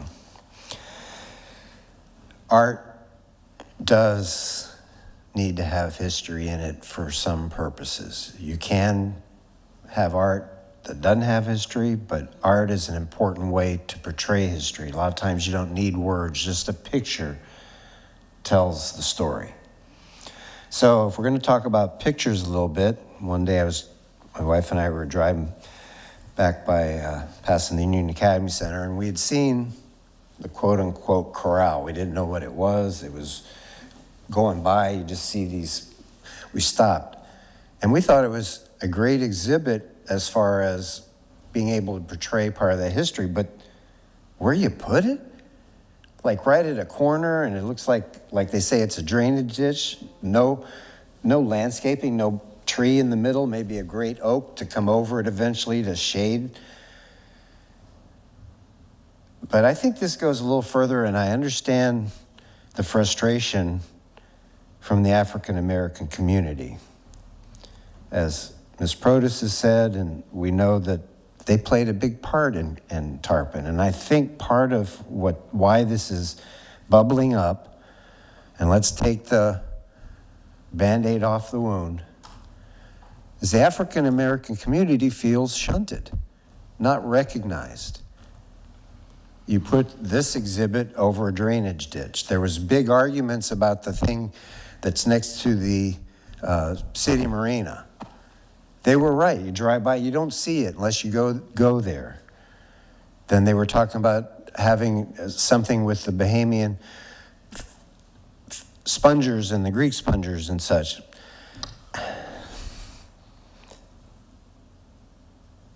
And I know we pride ourselves in being Greek, but this town is not just Greek and Greek town. I know the Sponge Docks does a lot to generate our attractions, but when it comes to recognizing our history, and if we're going to use public art as the mechanism, as Ms. Taylor mentioned, and it's been mentioned, we need to have more openness in when these things are coming about. And I applaud Ms. Jennings and Ms. Woods in their attempt to reach things. And as it was mentioned, you guys are micromanaging. You already have a hard enough time trying to get people on boards. And if you have people come up with ideas and trying to do stuff and you keep beating them up on this or that or this or that, you wonder why you'd have hard problems. And when Ms. Taylor's chance to become a regular member came up, there were two of us that spoke for her. We weren't in the audience, but we did call in. And yet it seemed like, nope, we don't want to put someone on there who's going to have more power to speak and vote to increase that diversity that we need in these types of decisions. So I'm glad we're talking about this, but the art that we put out as Commissioner Kulianis should be in some ways to make us unified, but it's not always happy. Sometimes we have to see where people have gone through and struggle, and then that creates empathy and compassion. And then it leads to good deeds. And that's what I would think, hopefully, public art would lead us to. And as far as the stuff about Mr. Archie not knowing and it being done, that goes back to what we've kind of talked about before, about making sure people that are going to be affected are notified, as it says in the rules of procedure. Thank you.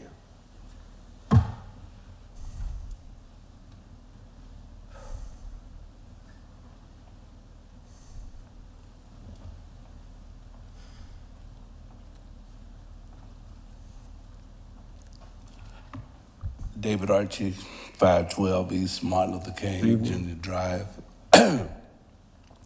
You know, I came here because of the thought that, you know, should history and art go together?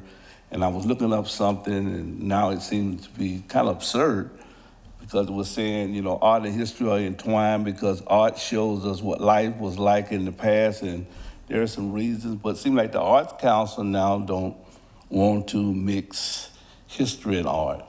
But let me tell you this, is that my objections in my letter, and the reason I'm talking about it, I didn't even say anything in public comments.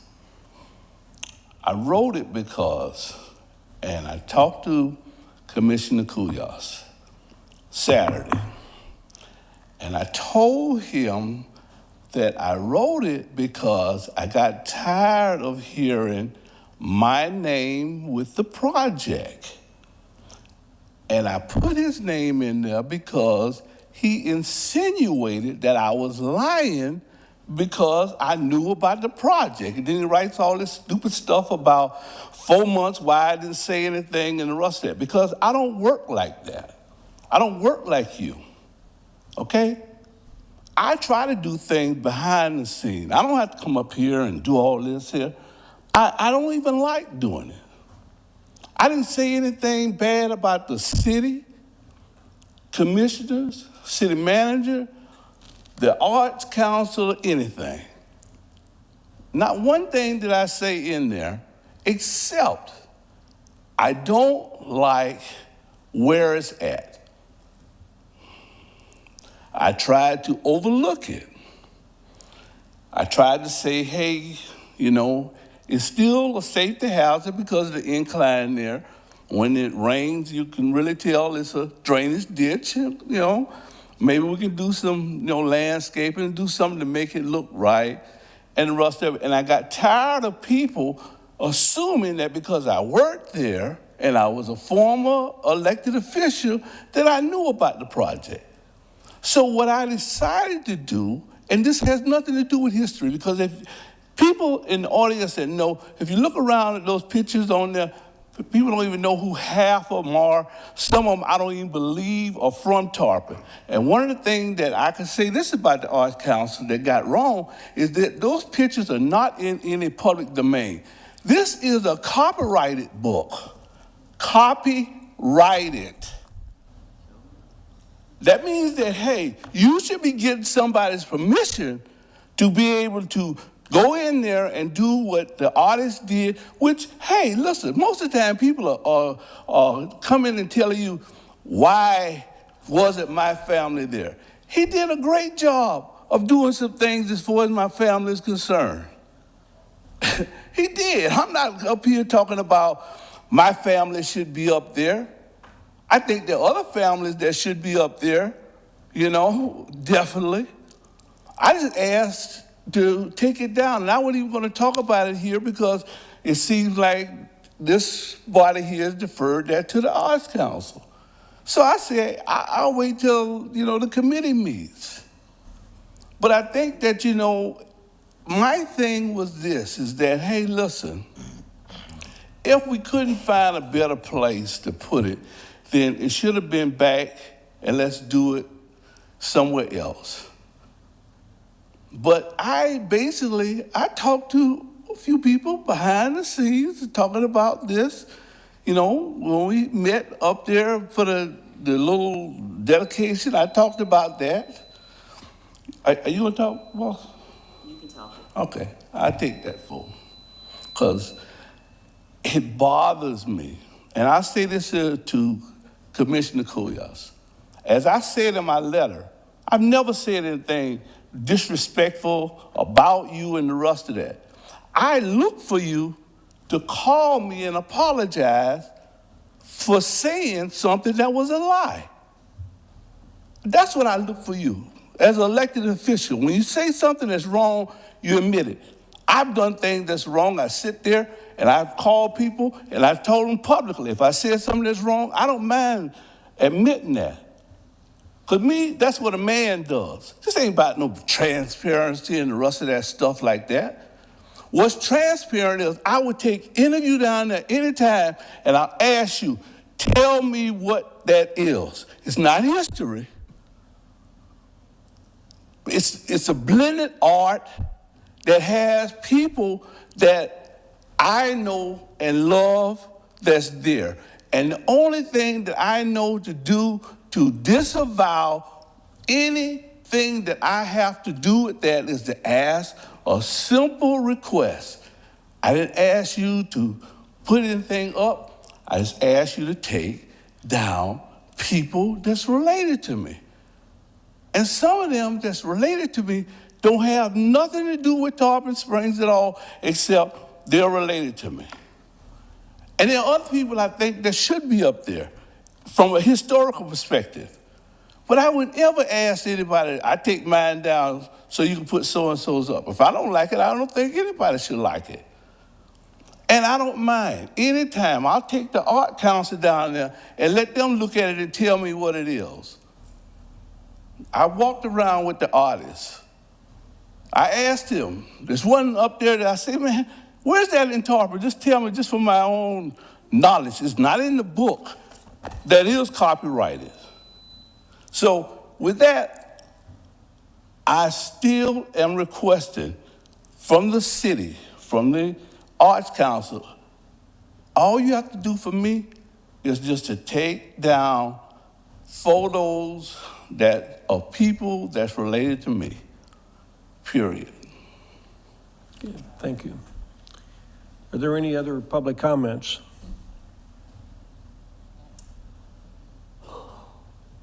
Mr. Morey, are there any public comments, remote access comments?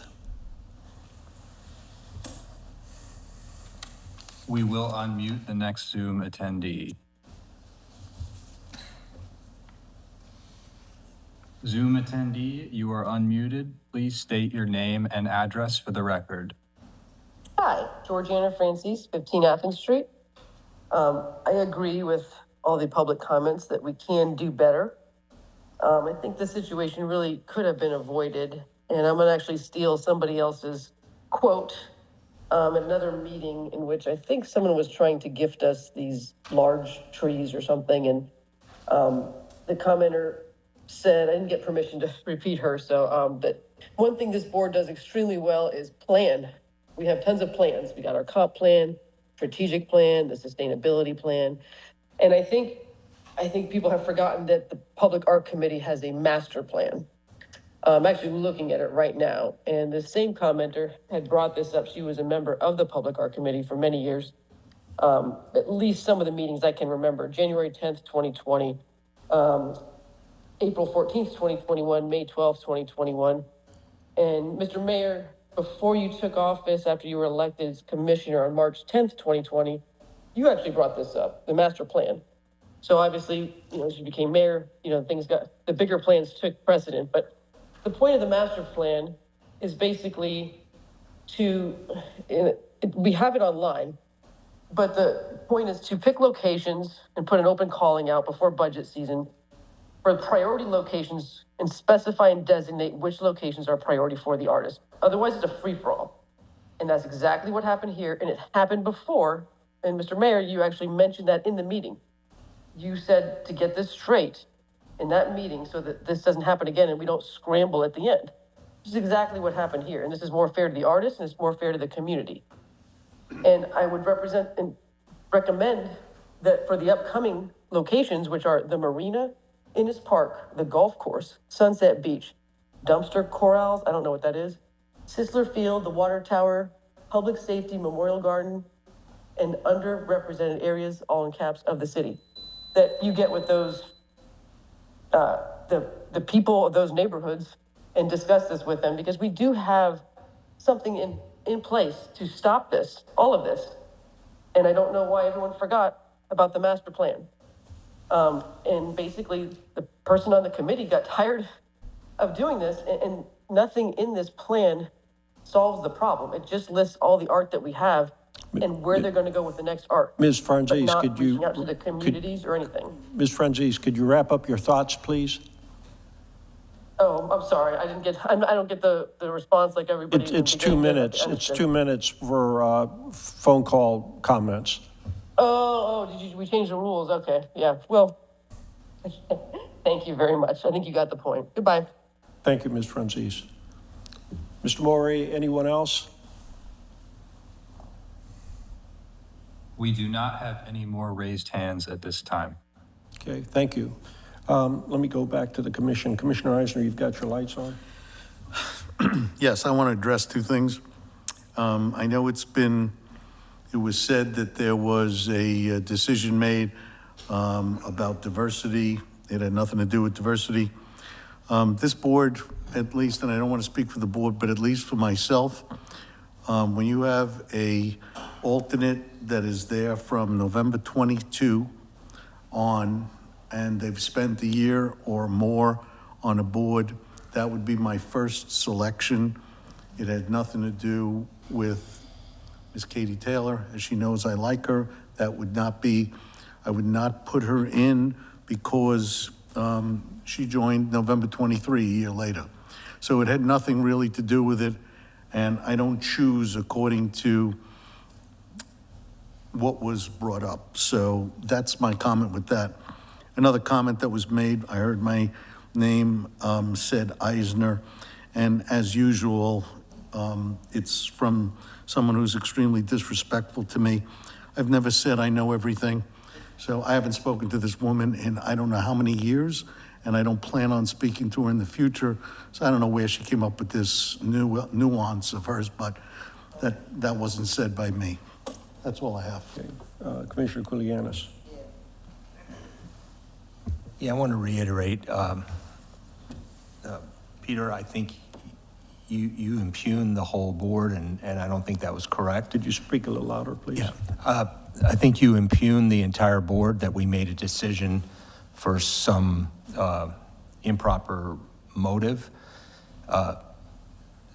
Reiterating what Commissioner Eisner said, you know, it's my policy, and I bet you it's probably the same with all the rest of the commissioners, that, you know, the next person up, whoever has, you know, these people are, again, are all volunteers.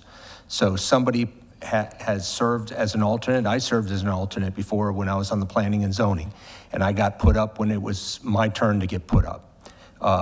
So normally in my opinion, I would honor seniority unless the committee itself requests that somebody jump over, and they have to make their case to the board that there's a reason they want to jump somebody. It could be, you know, somebody's attendance. The first person up has had poor attendance. It could be that this other person has some unique skill set that they need on that board, and for whatever reason. But again, I'm telling you, from my perspective, I did not make that decision to vote for, I can't even remember who we voted for, but whoever the next person up was, for any reason other than they were the next person up. That's it. So, thank you. Okay. Vice Mayor Kulianis. Yes, I just wanted to follow up. The whole location for the Union Academy project had been decided for some time before we even got on this commission, and you know, this communication thing needs to fall on the fault of the Board of Commissioners. It doesn't fall on the city manager, it doesn't fall on the Public Art Committee.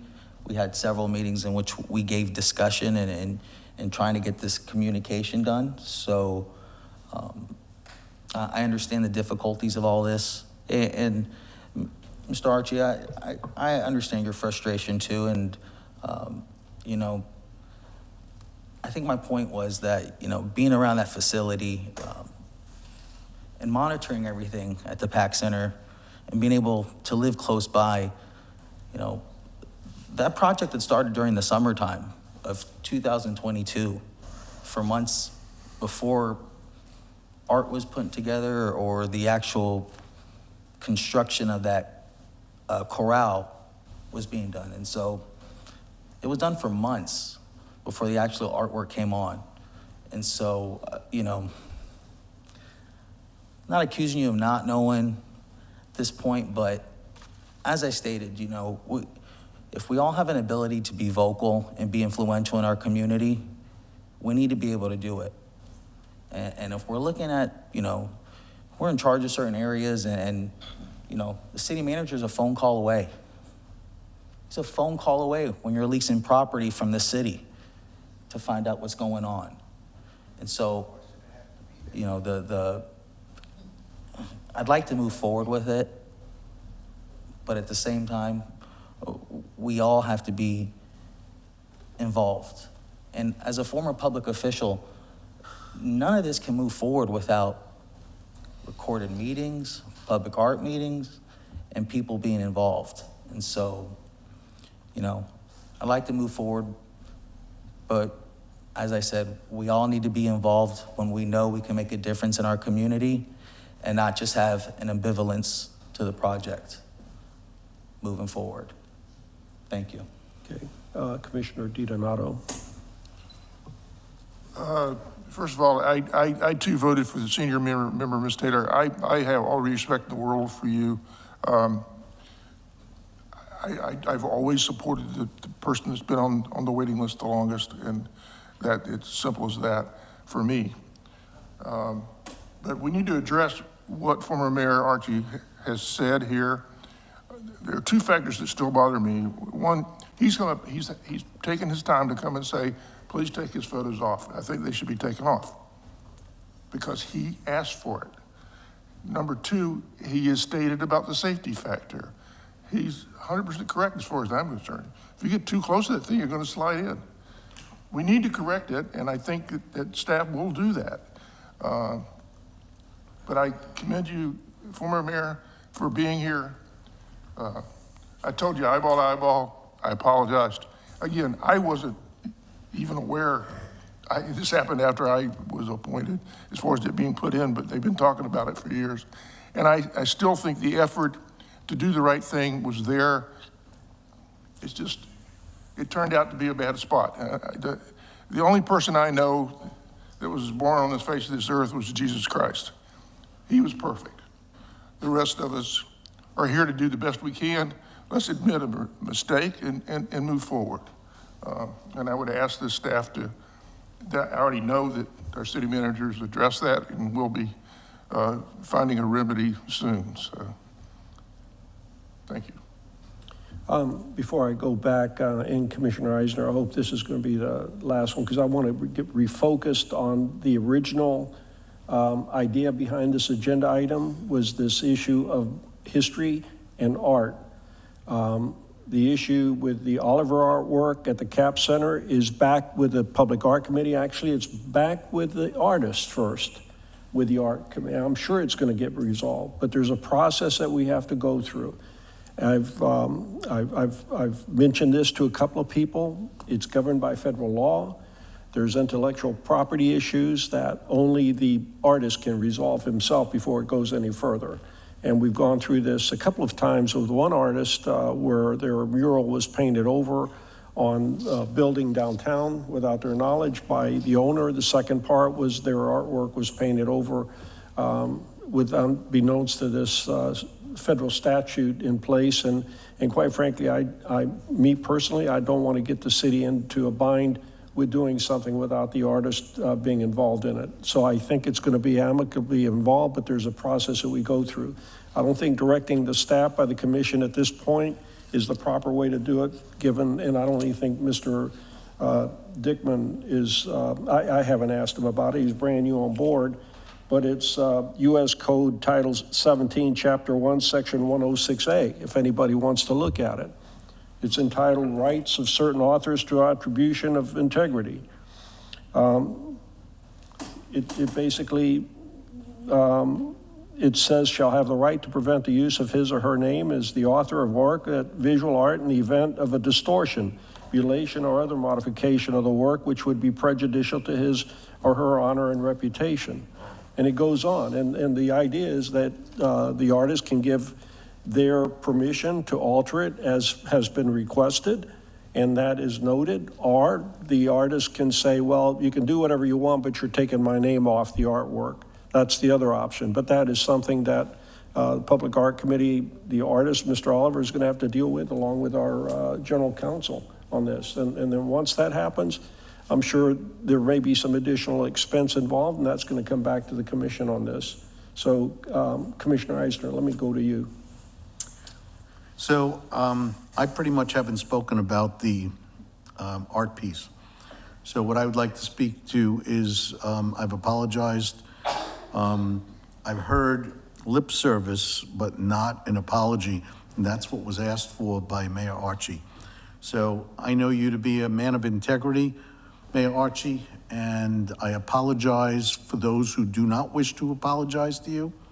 And how this moves forward, I'm hoping that we can make a good decision.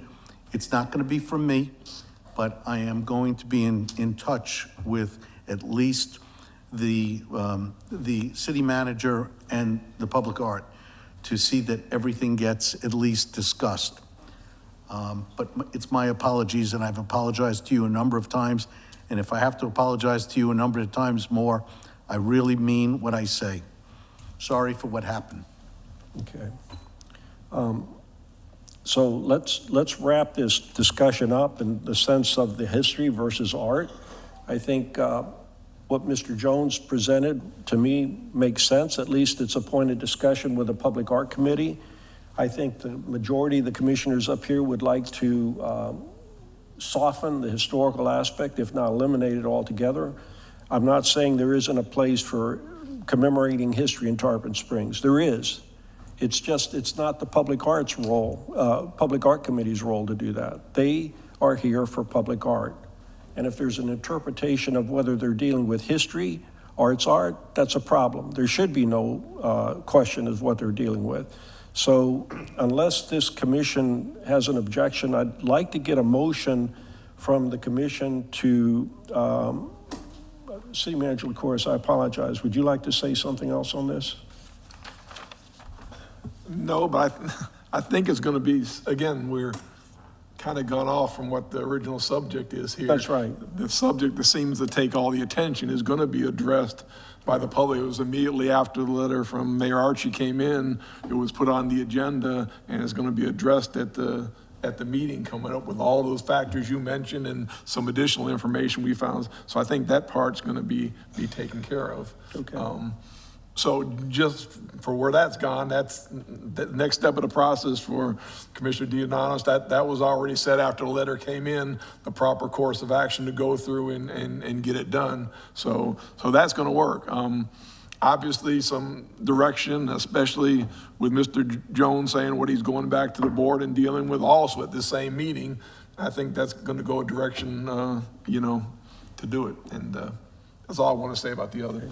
And Mr. Dickman, I should ask you if you have anything you'd like to say or add. Obviously, I'm new to this this particular thing, but you have a huge amount of codes in your public art program, which reference other documents that are part of your program. So if you were to look for any kind of amendments, I'll send you a memorandum or an email with that federal code in there. I appreciate that, yeah. But yeah, I'm looking at you have a lot of language in there about your program and a lot of different guidelines. So that's where I would be looking for as an attorney to try to find an answer to some of these questions. The idea is that I understand what Commissioner Archie wants, former Mayor Archie wants. I have no issue with his request. It's just that we've got a process to go through on that.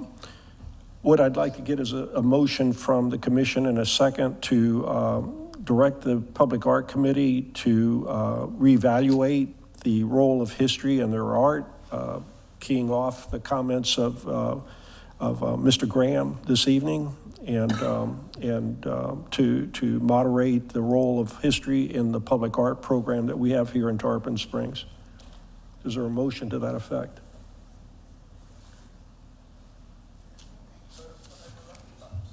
So moved. Can we have discussion after the second? Yes, yes. And that's, I'll second it. That's just a recommendation on my part so we can at least converge to a recommendation that people can support. Is there a second? Yes. Okay, let's have a discussion. Does anybody want to refine that motion, or Commissioner Kulianis, go ahead. Thank you for making that motion. You're welcome. So, I think there's a difference between art that depicts a time and art that has definitive names in the art.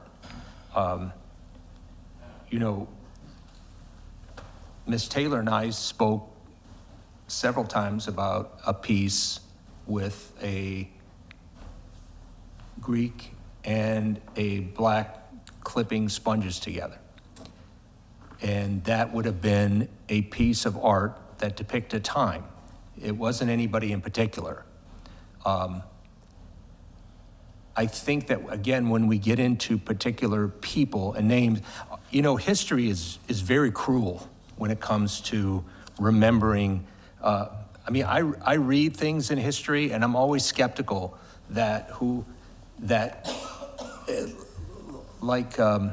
I can't remember who said it, maybe I think it was Mr. Jones that said that, or it might have been Peter, that talked about the powerful that end up getting credit for things, and it's the politically connected that get credit for things.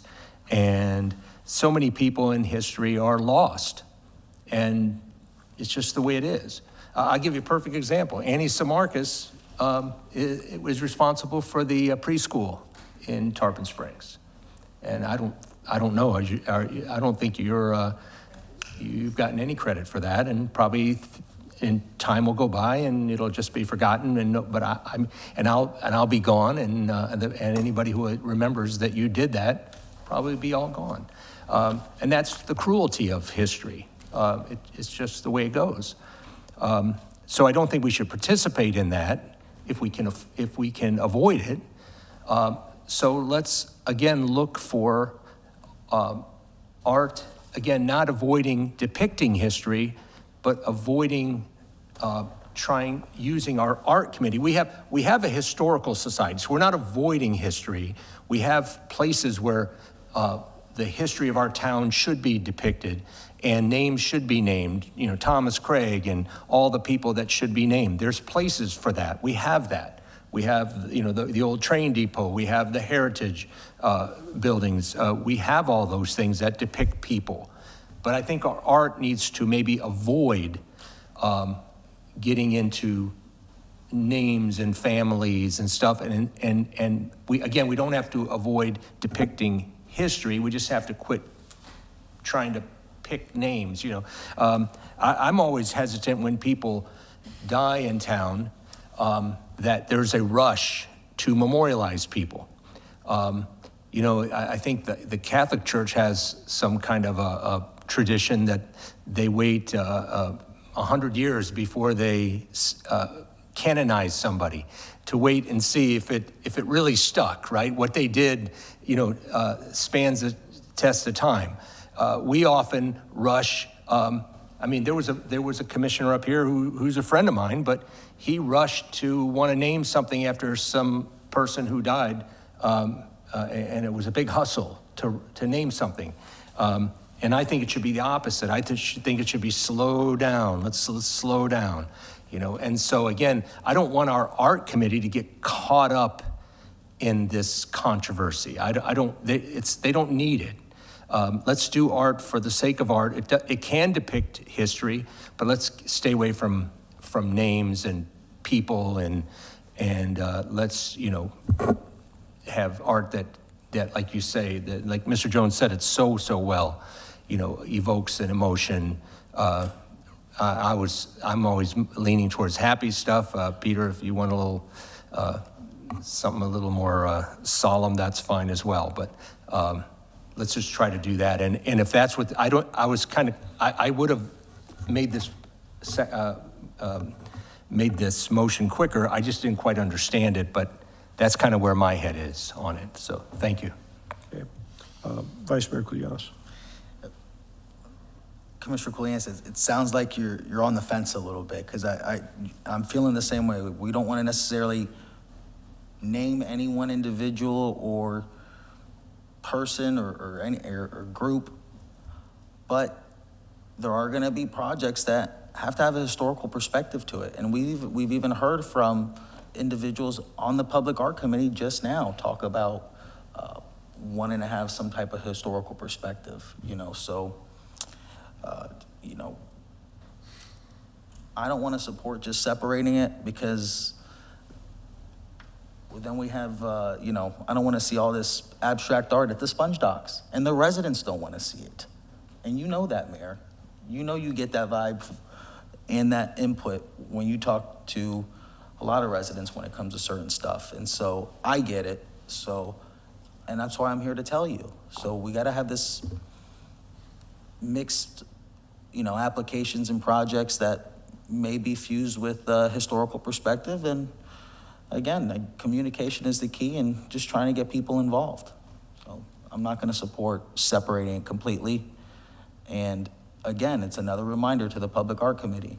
You don't come up with projects that you feel are best for the community. You come up with projects that fit the mission statement, that come and enhance the nearby area with what you're bringing. So thank you, Mayor.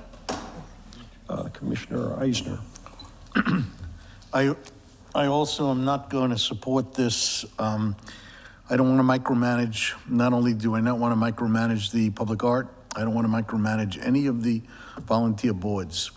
If they come to us with a problem, I'm happy to be here as a decision maker of 1 of 5 votes, but without them coming to us, this is their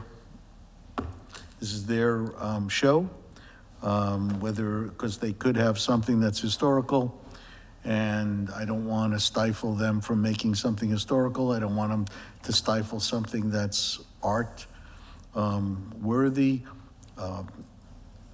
Again, if they come to us just for an approval, then we either approve or we don't. If they come to us because they have a question of whether something is to be decided by us, that's fine also, but I am not going to support making a decision for them without them making their own decision. That's why there's a department head, a chairperson, a vice chair, and everybody else that sits on there. They discuss this, just like I wouldn't want them to decide for us. I'm not deciding for them. So that's where I'm going to go. Okay. Ms. Jacobs, could you read the motion as you have it written down? I don't, to be honest with you, I don't have all of it. I'll have to go Why back. don't we But it allow was basically, Mr. Kulianis to restate the motion, and To the best you can. and that would be helpful? Yes. Okay, why don't we,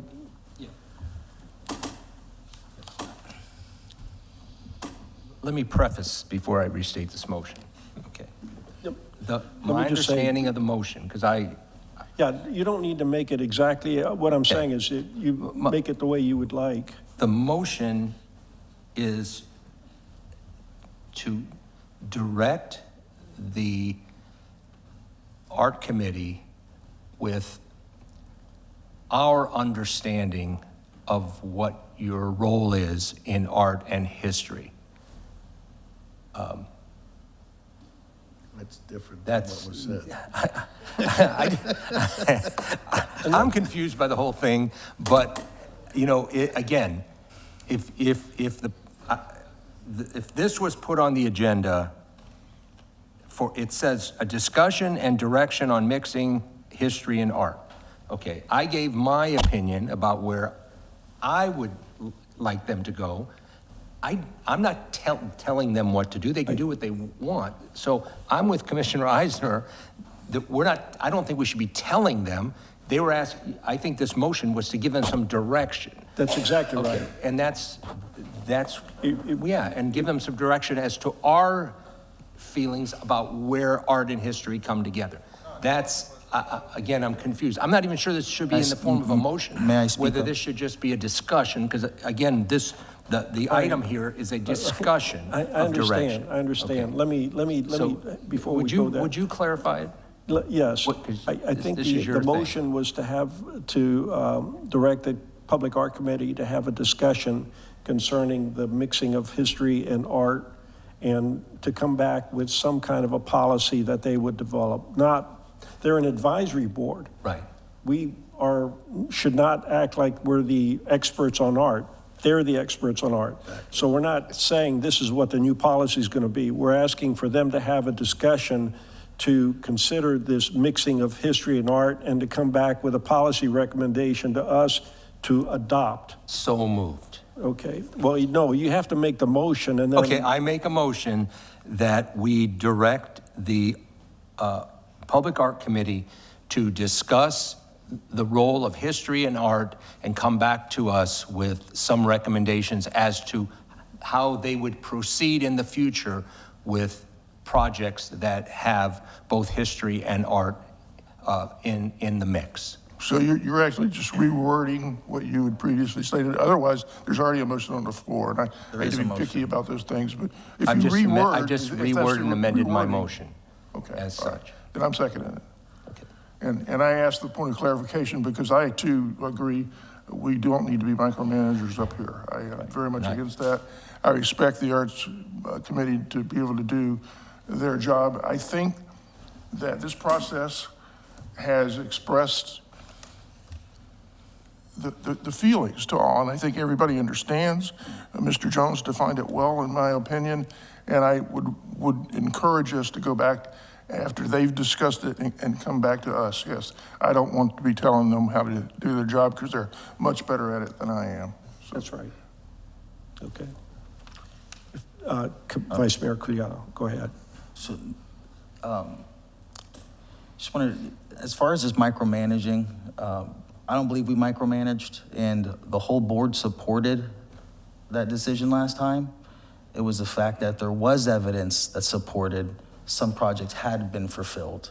And we're gonna see that during the unveiling coming up, is it this next Monday, I believe? Monday. Fulfilled in every way. And so we didn't micromanage. I was outspoken. I may have looked like the villain out of all this, but it's what needed to be said to move the commission forward in the project and not ignore Public Art Committee minutes that were recorded. So I thank you all. Okay. Roll call, please. Commissioner DiDonato? Yes, yes. Julianis? Yes. Commissioner Eisner? Yes. Vice Mayor Kulyas? Yes. Mayor Vaticius? Yes. All right. Thanks, everyone, for your cooperation. I want to apologize to Mr. Galarakis. He's been very patient. We should have done our resolutions at 7:30, but there was too much time before 7:30 not to continue the agenda, and unfortunately, this was the next item on the agenda. So let's go to resolutions. Mayor, can we have You want to take a break? Yeah, 5 Okay. minutes. Let's take, again, I apologize, Mr. Galarakis. Let's take a 10-minute break and reconvene at 8:50.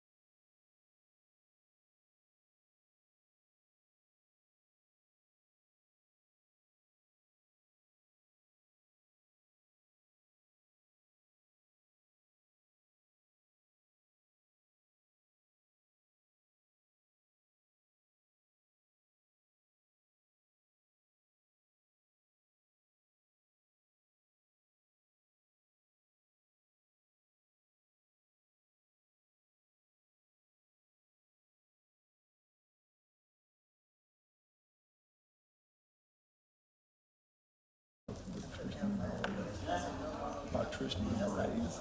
I said, no, that's all. I've already talked about it. That's already. I said, that's already. When you see when you see August and you're gonna see that. So just Frank about that. Yeah. I said, that's already. We're ahead of you on that one.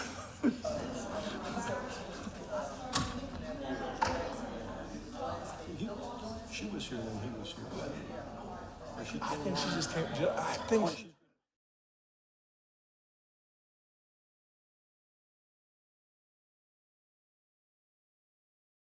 In advance. I apologize. Return to their seats, please. May I have everyone return to their seats? Commissioners? Okay. We reconvene the meeting at 8:52.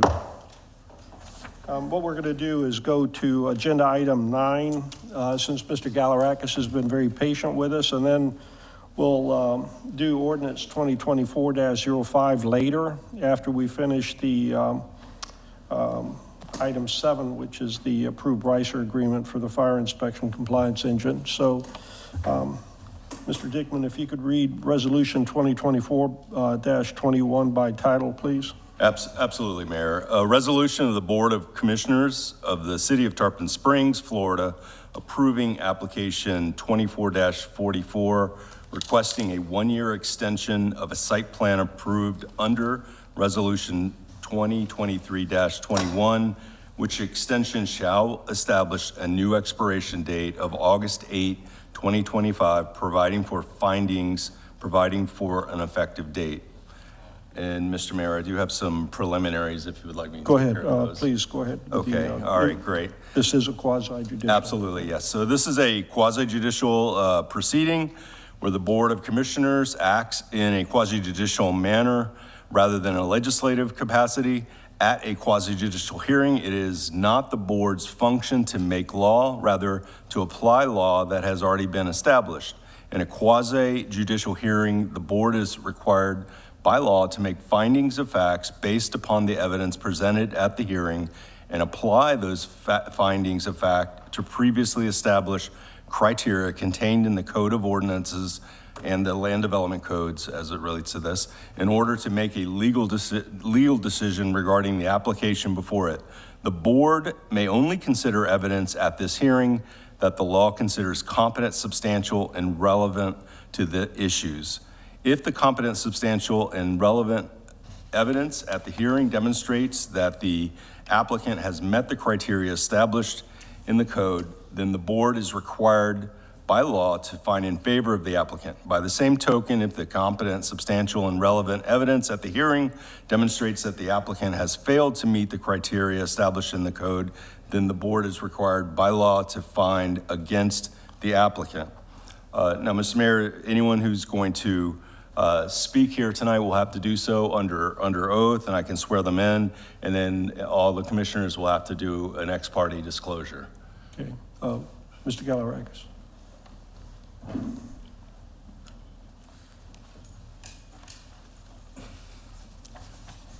Okay, would you like me to do it?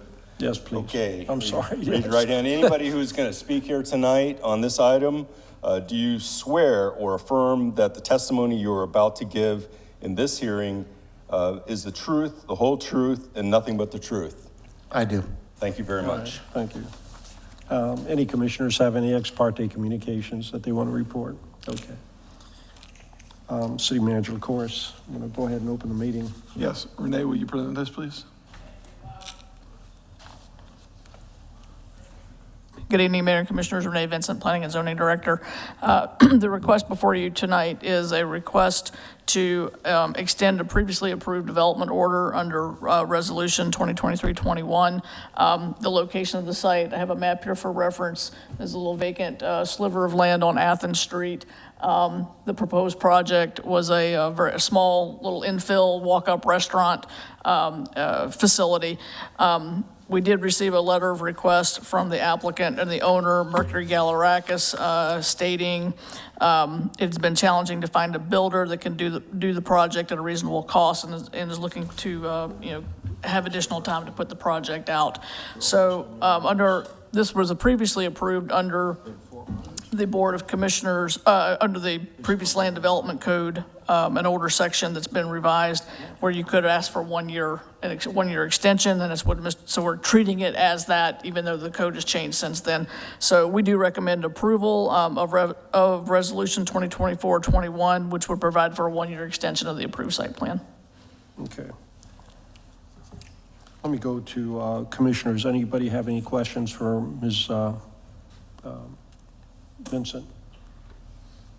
Go ahead, Commissioner Eisner.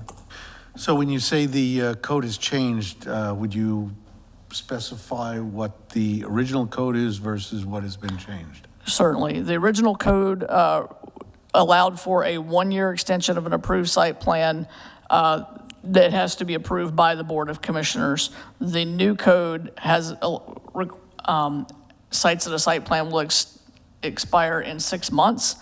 And then there's an administrative procedure that the city manager can approve a 6-month extension. So that's the old code versus new code. Gotcha. Thank you. You're welcome. Any other commissioner? Ms. Vincent, I have a question. Today is July 1st, right, or 2nd? When did Eileen come through? Idalia? The last hurricane that was Idalia. That was actually August 26th. So there is an executive order out there that would probably pick this up. Mr. Galarakis probably didn't know that he could. No, he doesn't have an attorney on his side. Yeah, exactly. He doesn't have an attorney representing him. So if the extension, as I read it, was invoked here, it would take him out to August of 2025 anyway. So this extension lines up pretty closely with that. Right, and I guess for the future, if this hurricane, if we do have an emergency across the state, God willing, it's not actual emergency here, then that would be added on to this 1 year extension if the commission goes that way this evening. Is that correct? I'll defer to the attorney, but essentially, yes, they'll amend their own executive orders based on new things that happen. Right, so this is Florida statute 252.363, tolling and extension of permits and other authorizations. So when there is an executive order establishing an emergency and the county, Pinellas County, is named in it, then there is a procedure to write in and have an extension of not only the time that the executive order is in place, but also 24 months in addition to that. 24 months. So, but they do have to initiate it with a writing to the city. I'm not going to try to give you legal advice, but it's That's okay. It's in there. So it probably would have gotten picked up in that situation as well. But And I think more importantly is if they continue to amend those executive orders, it can be extended even further. So it's something to be tracked on. So let me just take this a step. We're doing 1 year, but Mr. Galarakis could technically have 2 years if he wrote. Well, it would be 2 years from August of last year, so it kind of lines up with the yeah. Okay. And I will research whether or not there's been any additional extensions. Let's go ahead and finish this up then. All right. Mr. Galarakis, do you have any questions for Ms. Vincent? No. Oh, I'm sorry, Commissioner Eisner. You didn't. Go ahead. I'm good. Is there a difference in cost from applying for this versus going for the 2 year extension? Not for Mr. Galarakis, no. The request to extend is no cost to him. Okay. I just want him to. Just my staff time. I'm asking you so that it makes him aware. That's all. Thank you. Okay. Mr. Galarakis, do you have any questions for Ms. Vincent? I do not. Okay. Ms. Vincent, do you want us to enter your staff report as evidence? Yes, please. Okay. Mr. Galarakis, do you have any questions or presentation or anything you'd like to say? You don't have to say anything. No, I do not. Okay.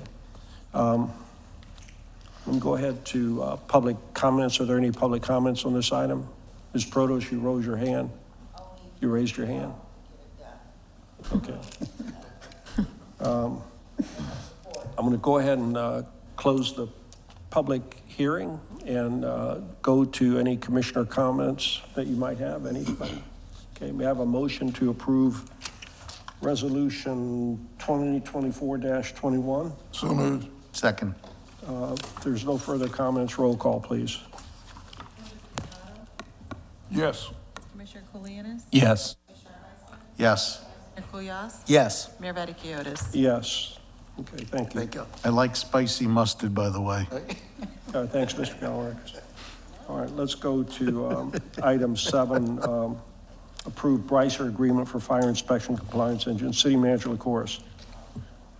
Fire Chief Scott Young will be coming up to make this presentation. Good evening, Scott Young, Fire Chief. I bring forward to you a program for approval with the Brycer Company to assist with the fire department's fire inspection program. There is no cost to this city with this program. This program is to help streamline the process related to scheduling of fire inspections, reporting generation, and regulatory compliance tracking.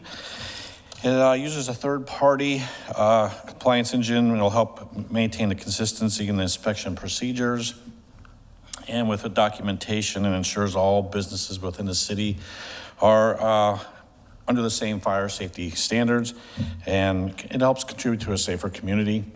The city attorney, the previous city attorney, Mr. Lewis, reviewed this and gave his okay. I also sent it to our new attorney, Mr. Dickman. He was so generous to look at it at short notice. Thank you. And this agreement also can be canceled at any time. If we at the fire department, the fire marshal feels it's not doing what we want it to do, we can cancel it without any penalties. I also reached out to the chamber and talked to Jean there, and she was good with it. She's actually offered to help spread the word with the businesses with any literature that we may want to get out so they understand what the program is all about. With that, I'll answer any questions that you may have. Okay, let's go to public comments. Any public comments on this item? Mr. Maury, are there any public comments?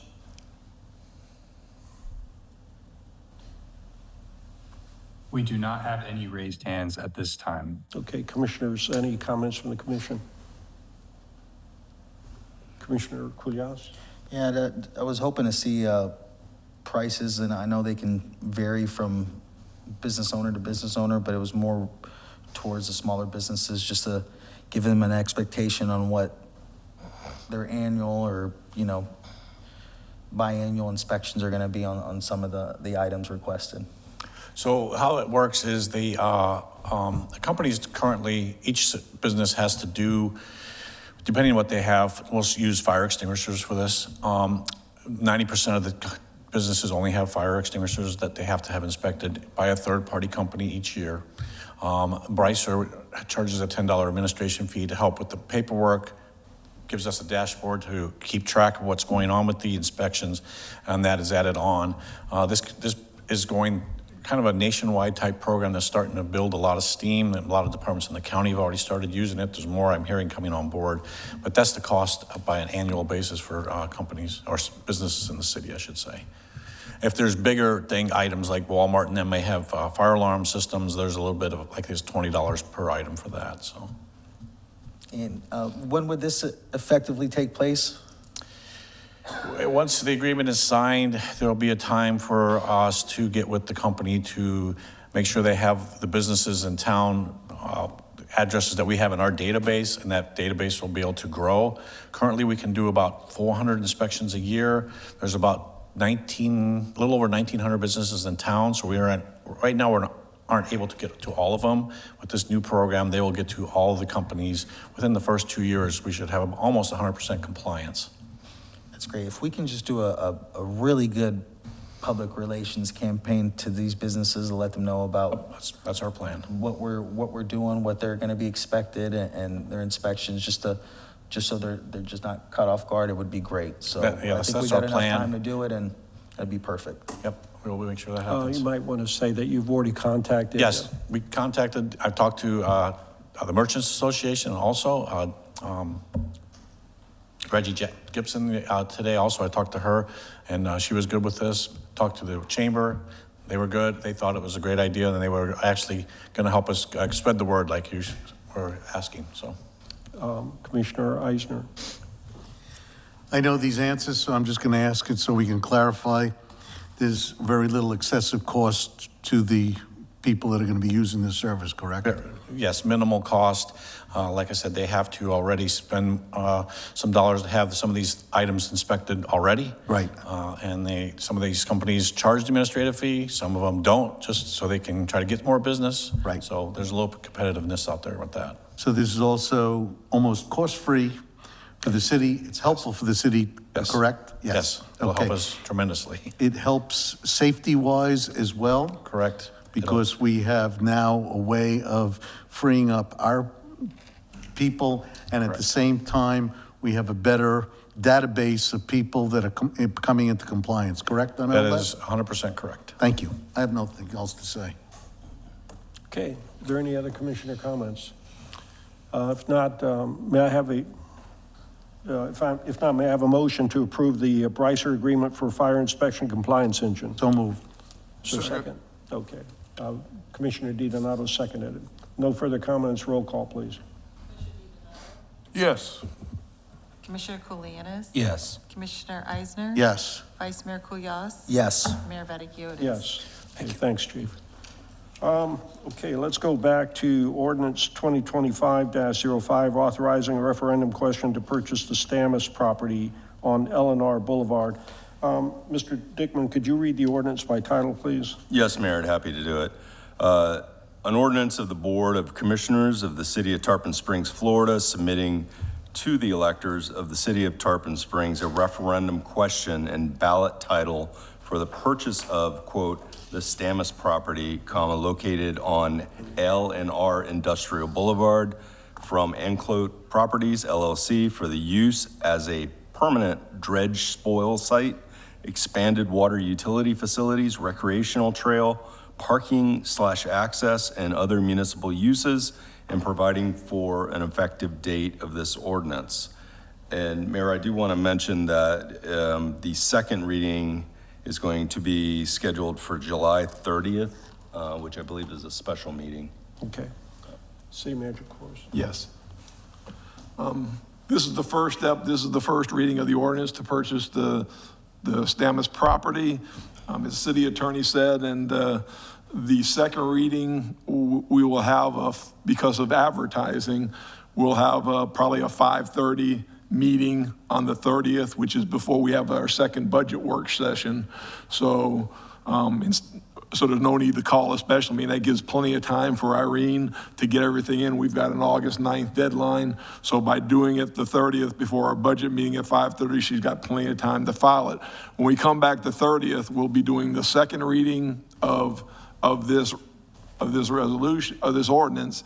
And then also we'll be bringing, after you approve that, you'll approve the actual ballot language that goes on the referendum. So By resolution. By resolution. By resolution, yes. Right. And the election contract. Yes.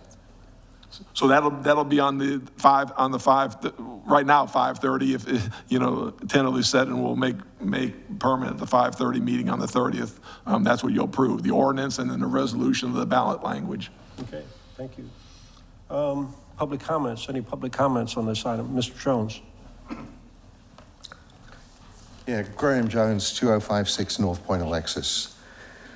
Mr. Mayor, Board of Commissioners, in the preamble to the proposed ordinance, it's noted that the city leases the property currently, and over the past 7 years has paid about $770,000, which is roughly $110,000 per year. In the financial year 2025 proposed budget, I can't find where this year's lease payment is. Can someone please direct me to the appropriate page and item? You don't have to do that right away. I'd like to know where to find it. We can get Mr. Herring to send that to him tomorrow. Thank you. Also, in the preamble is the proposal that the city should pay Enclote Properties, LLC, $5.25 million for a property that's appraised at $3.75 million. The purchase amount, the $5.25, being funded by a debt obligation. And I just don't know why the citizens of Tarpon Springs should be asked to borrow $1.5 million to pay a 40% premium for this property. That just has a very undesirable odor to it. $1.5 million extra on top of the appraised value for a property that you already lease, it just doesn't smell right. The next anticipated dredge event is in 15 years' time, but the preamble does mention using the land for other uses, including water utility facilities, trail parking, and other uses. I urge the Board of Commissioners to reconsider this grandiose proposal and negotiate a much more sensible deal. And failing that, to seek to use eminent domain and take the property for its appraised value of $3.7 million. Thank you. Okay. Let me finish up with public comments. Maybe we can talk about that a little bit. Go ahead, Ms. Taylor, public comments. Katie Taylor, 1991 Douglas Lane, Tarpon Springs, Florida. I wholeheartedly agree with Mr. Jones on that. And is there any other property you can look at to do what you need to be doing rather than pay such an astronomical amount of over what the property is even valued at? And Commissioner Koulianis read off a list of projects that's not funded. So could that money be better utilized to resolve some of the projects that y'all have no funds for right now than buy a piece of property that's grossly overvalued and won't be used for another, 5, 6, 7 years? Just a thought, Thank you. Okay, thank you. Are there any other public comments?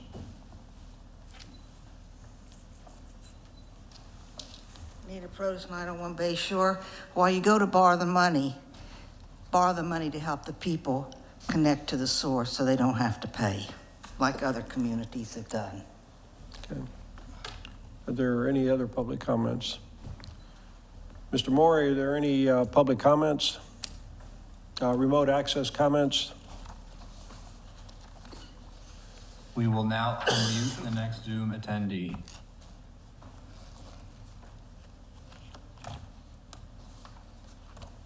Zoom attendee, you are unmuted. Please state your name and address for the record. Good evening, Peter Lactus, 514 Ashland Avenue.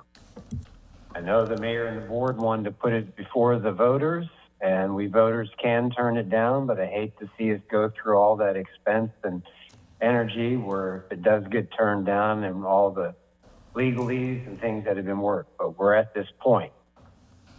As it was mentioned, this property probably would not be used for a while. I had mentioned it before. I think the Stauffer property is more valuable to the city. It's been mentioned that it's not for sale, but I don't know if we can reach back out to AstraZeneca or whoever is handling it for them.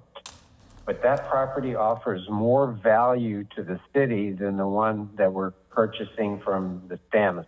One, you could create your marina and a boat launch right there. Two, you can use part of the property for solar panels. Three, you could also move your yard waste facility out there. And four, you could use part of the property for your dredge fill. It has direct access to the water, so you could have the ability to tube or, flow your dredging to that property. So before we go spending $5.25 million and enriching the Stamises again, we already gave them $700,000 over the years. They thank you, and let's move on. But this is at a point where I don't think you can turn back. So I would say at this point, I would urge the voters to turn it down and the board to begin looking at other alternatives, especially the softer site, which offers much more value and bang for the buck per acre. Thank you. Okay. Mr. Morey, anyone else? We do not have any other raised hands at this time. Okay. Let me, do you want to say anything? You want me to sit talk? Do you want to say? Go ahead. And then I'll pick it up from you, or?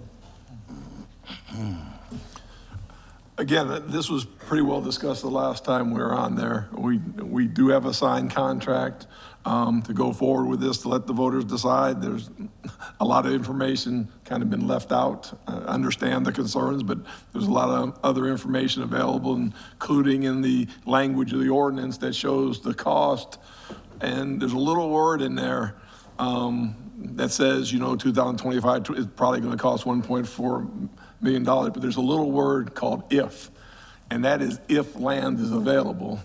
And the way things are going, the other consideration is not what it's going to cost and or we can get it again. Is there going to be any land available for anything to get this by? So there's a lot of things, and there'll be information put out for the voters, of all the information for them to examine and then make the decision that they think is right on it. But, there is other information out there to point to in this case and to support this. Yeah. Let me just add a couple of things. One, the appraisal was 3.75. I'm going to assume that that's correct. Historically, we've always offered 1.25, 125% of that value. We did that a long time ago to try and avoid having to take land when it's necessary, and the 25% represents attorney's fees that would be added onto the appraised value. So rather than the attorneys getting the money, we offered it to the property owner. And so sometimes that worked, sometimes that didn't. Live Oak, it was a mix of individuals when we put Live Oak Street through. I was a city manager at that time. Some people accepted the offer, others didn't. And honestly, the ones that, we did the same thing for the library. When we put the library on, a couple of people accepted that offer, a couple of people didn't.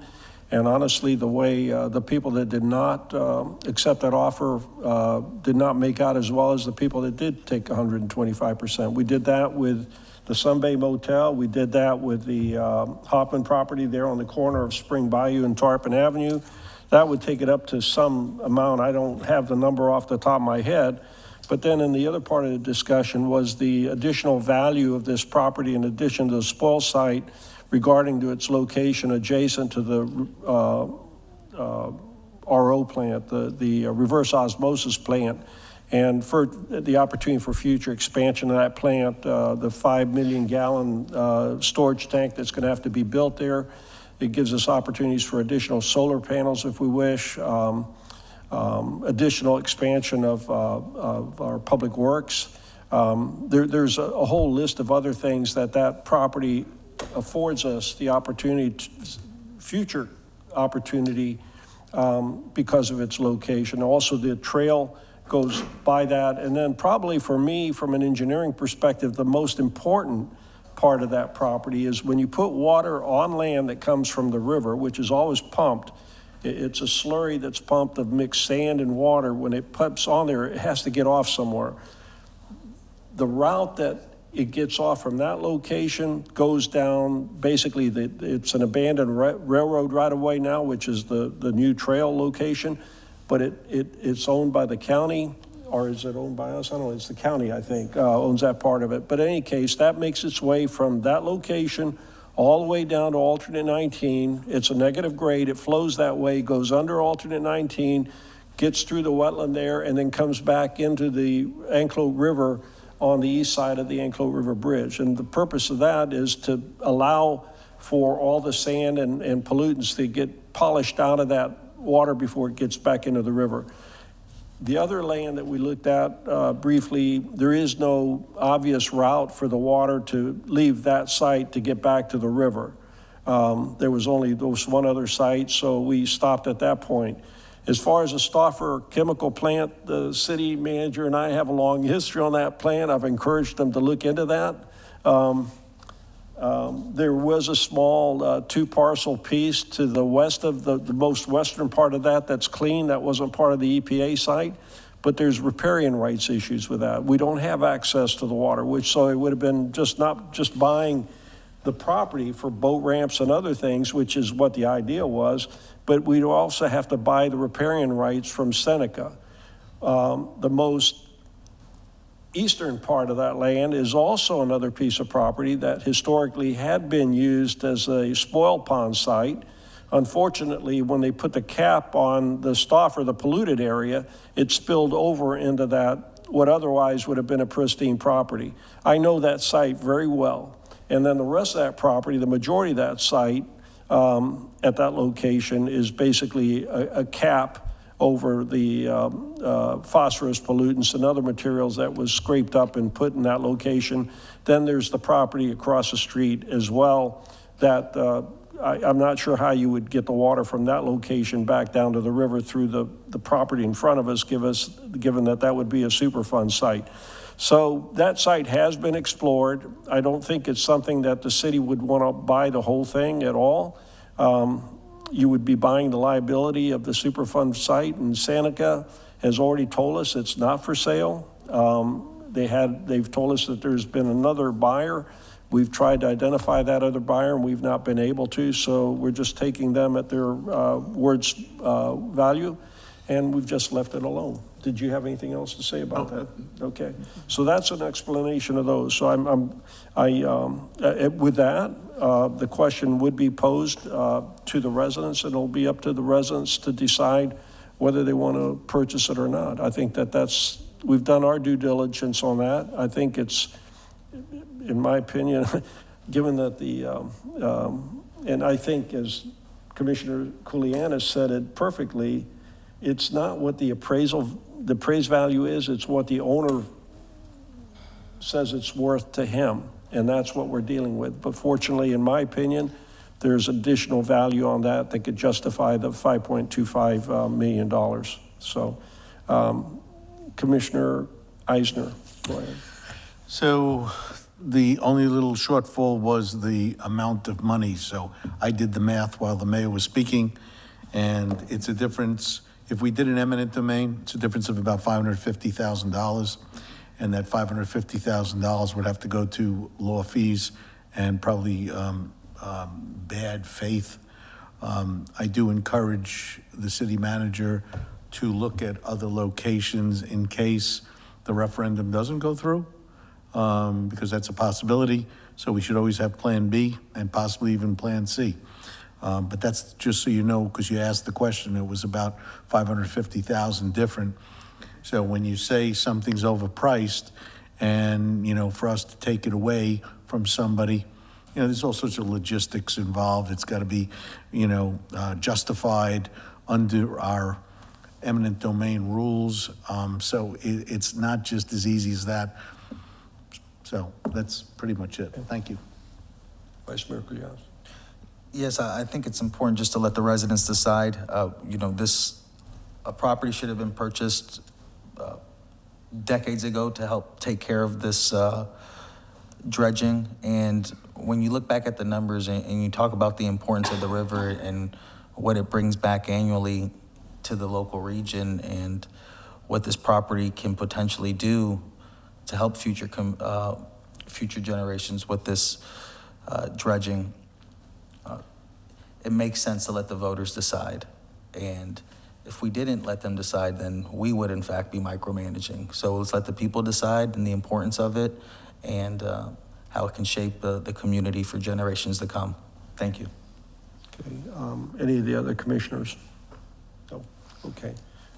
If there's no further comments from the commission, may I have a motion and a second to approve ordinance 2024-05, authorizing a referendum question to purchase Stamis property. I'll so move it for the third time. Did you make the motion? Yes. Is there a second? Second. Okay, roll call, please. Commissioner DiDonato? Yes. Commissioner Kulianis? Yes. Commissioner Eisner? Yes. Vice Mayor Kulyas? Yes. Mayor Vaticius? Yes. Okay, thank you. Does that end the agenda? I think so. Mm-hmm. Do we have another one? Easy, Tiger. I think that ends it, right? Yes. It Okay, ends. that's all. So let's go. Thank you, everybody. That's why. I'm just an get the agenda done, but I don't know when it ends. So let's go to staff and board comments. Assistant Chief Ruggiero. We have none, sir. Attorney Dickman. No, I'm just happy to be here. Thank you for the accommodations. Okay. City Manager, of course. I don't have anything, just come out. I hope to see all y'all on Thursday. It's going to be a great picnic, and of course, the fireworks at night from Sunset Beach to watch at Howard Park and surrounding areas. Yeah, you'll go ahead. Irene, I'm sorry. I have no comments, thank you. Okay. Commissioner DiDonato, anything? Commissioner Eisner? So, just the very quick, I know there was a discussion that we should come up with rules of procedure, okay? I don't happen to have them with me, but I know I'm constantly listening to rules of procedure being broken. We have rules of procedure that it's people coming up is supposed to address the board as the board. They're not addressing the board. There are personal names being said, and I think that has to stop. So let's, before we even go to change our rules of procedure, we should follow the ones we presently have. Okay. So, Vice Mayor Kugas. Just looking forward to the 4th of July picnic and the fireworks display that's going to happen. Also, I did want to address the unwarranted personal attack by Commissioner Eisner, and no one needs to apologize for me, but we do have to, in fact, apologize for individuals up here that won't speak up to follow the mission statement, which is to protect, preserve, and enrich the heritage, traditions, and independence of the city through quality services and a commitment to excellence. And so, for those who haven't been here that long, when you take points and you're not aware of the information being presented to you, then you, in fact, are not representing the citizens of Tarpon Springs. So I would encourage some commission members, do their backup, do their research, do their homework before they start speaking out, and they need to apologize for their own actions. And that's all I'd like to say. Thank you. Okay. Commissioner Kuyanis. I'd like to welcome Mr. Dickman to our wonderful city, and wish everybody a wonderful 4th of July. We celebrate the independence of our great nation. So, and let's be mindful of our pets. Thank you. Okay. Let me just say with the rules of procedure, as Commissioner DiDonato said, there's only been one perfect person that's walked this earth. And from my perspective, we have our rules, but I also like to keep peace, and I love to give the ability of people to say what they say. I extend time for people when I know they haven't quite completed beyond the 4 minutes. I say do the same thing on the remote access. I reopen public comments when Mr. Saxer comes in. I didn't have to do that. When commissioners go around and around and around 3 or 4 times and keep coming back and lighting up the light, I don't say anything about that, which I could, and just call the question on the first round. There's a whole lot of things that I can do. If you want to follow the rules to the absolutely stickling, excruciating detail, I can do that. But you are going to be a miserable commissioners because you won't be able to get anything off your mind. And that's goes the same thing with the public too. They're going to be frustrated, and I'm going to have shoes thrown at me. So I don't want to do that. And if those that don't feel that way, if I don't follow the rules and you don't like me following the rules, you can also do something that Commissioner Kulianis used to do for a habit. Point of order. Mayor, you're not following the rules. And then all I have to say is, okay, Commissioner, may I have a motion to waive the rules so we can get so-and-so to speak for the 3rd time at the on this particular agenda item. And it's as simple as that. So my point is, let's pick our battles and let's live and enjoy each other and have peaceful moments up here. So I wish everybody a 4th of July, a happy 4th of July, and please moderate the use of fireworks after 9 o'clock, or else the police department's gonna be busy listening to my wife on the telephone. So thank you very much, and good night, everybody. Meeting adjourned at 9:31. Mark, what time does the picnic start? 10 to 1. Oh, yes, thanks.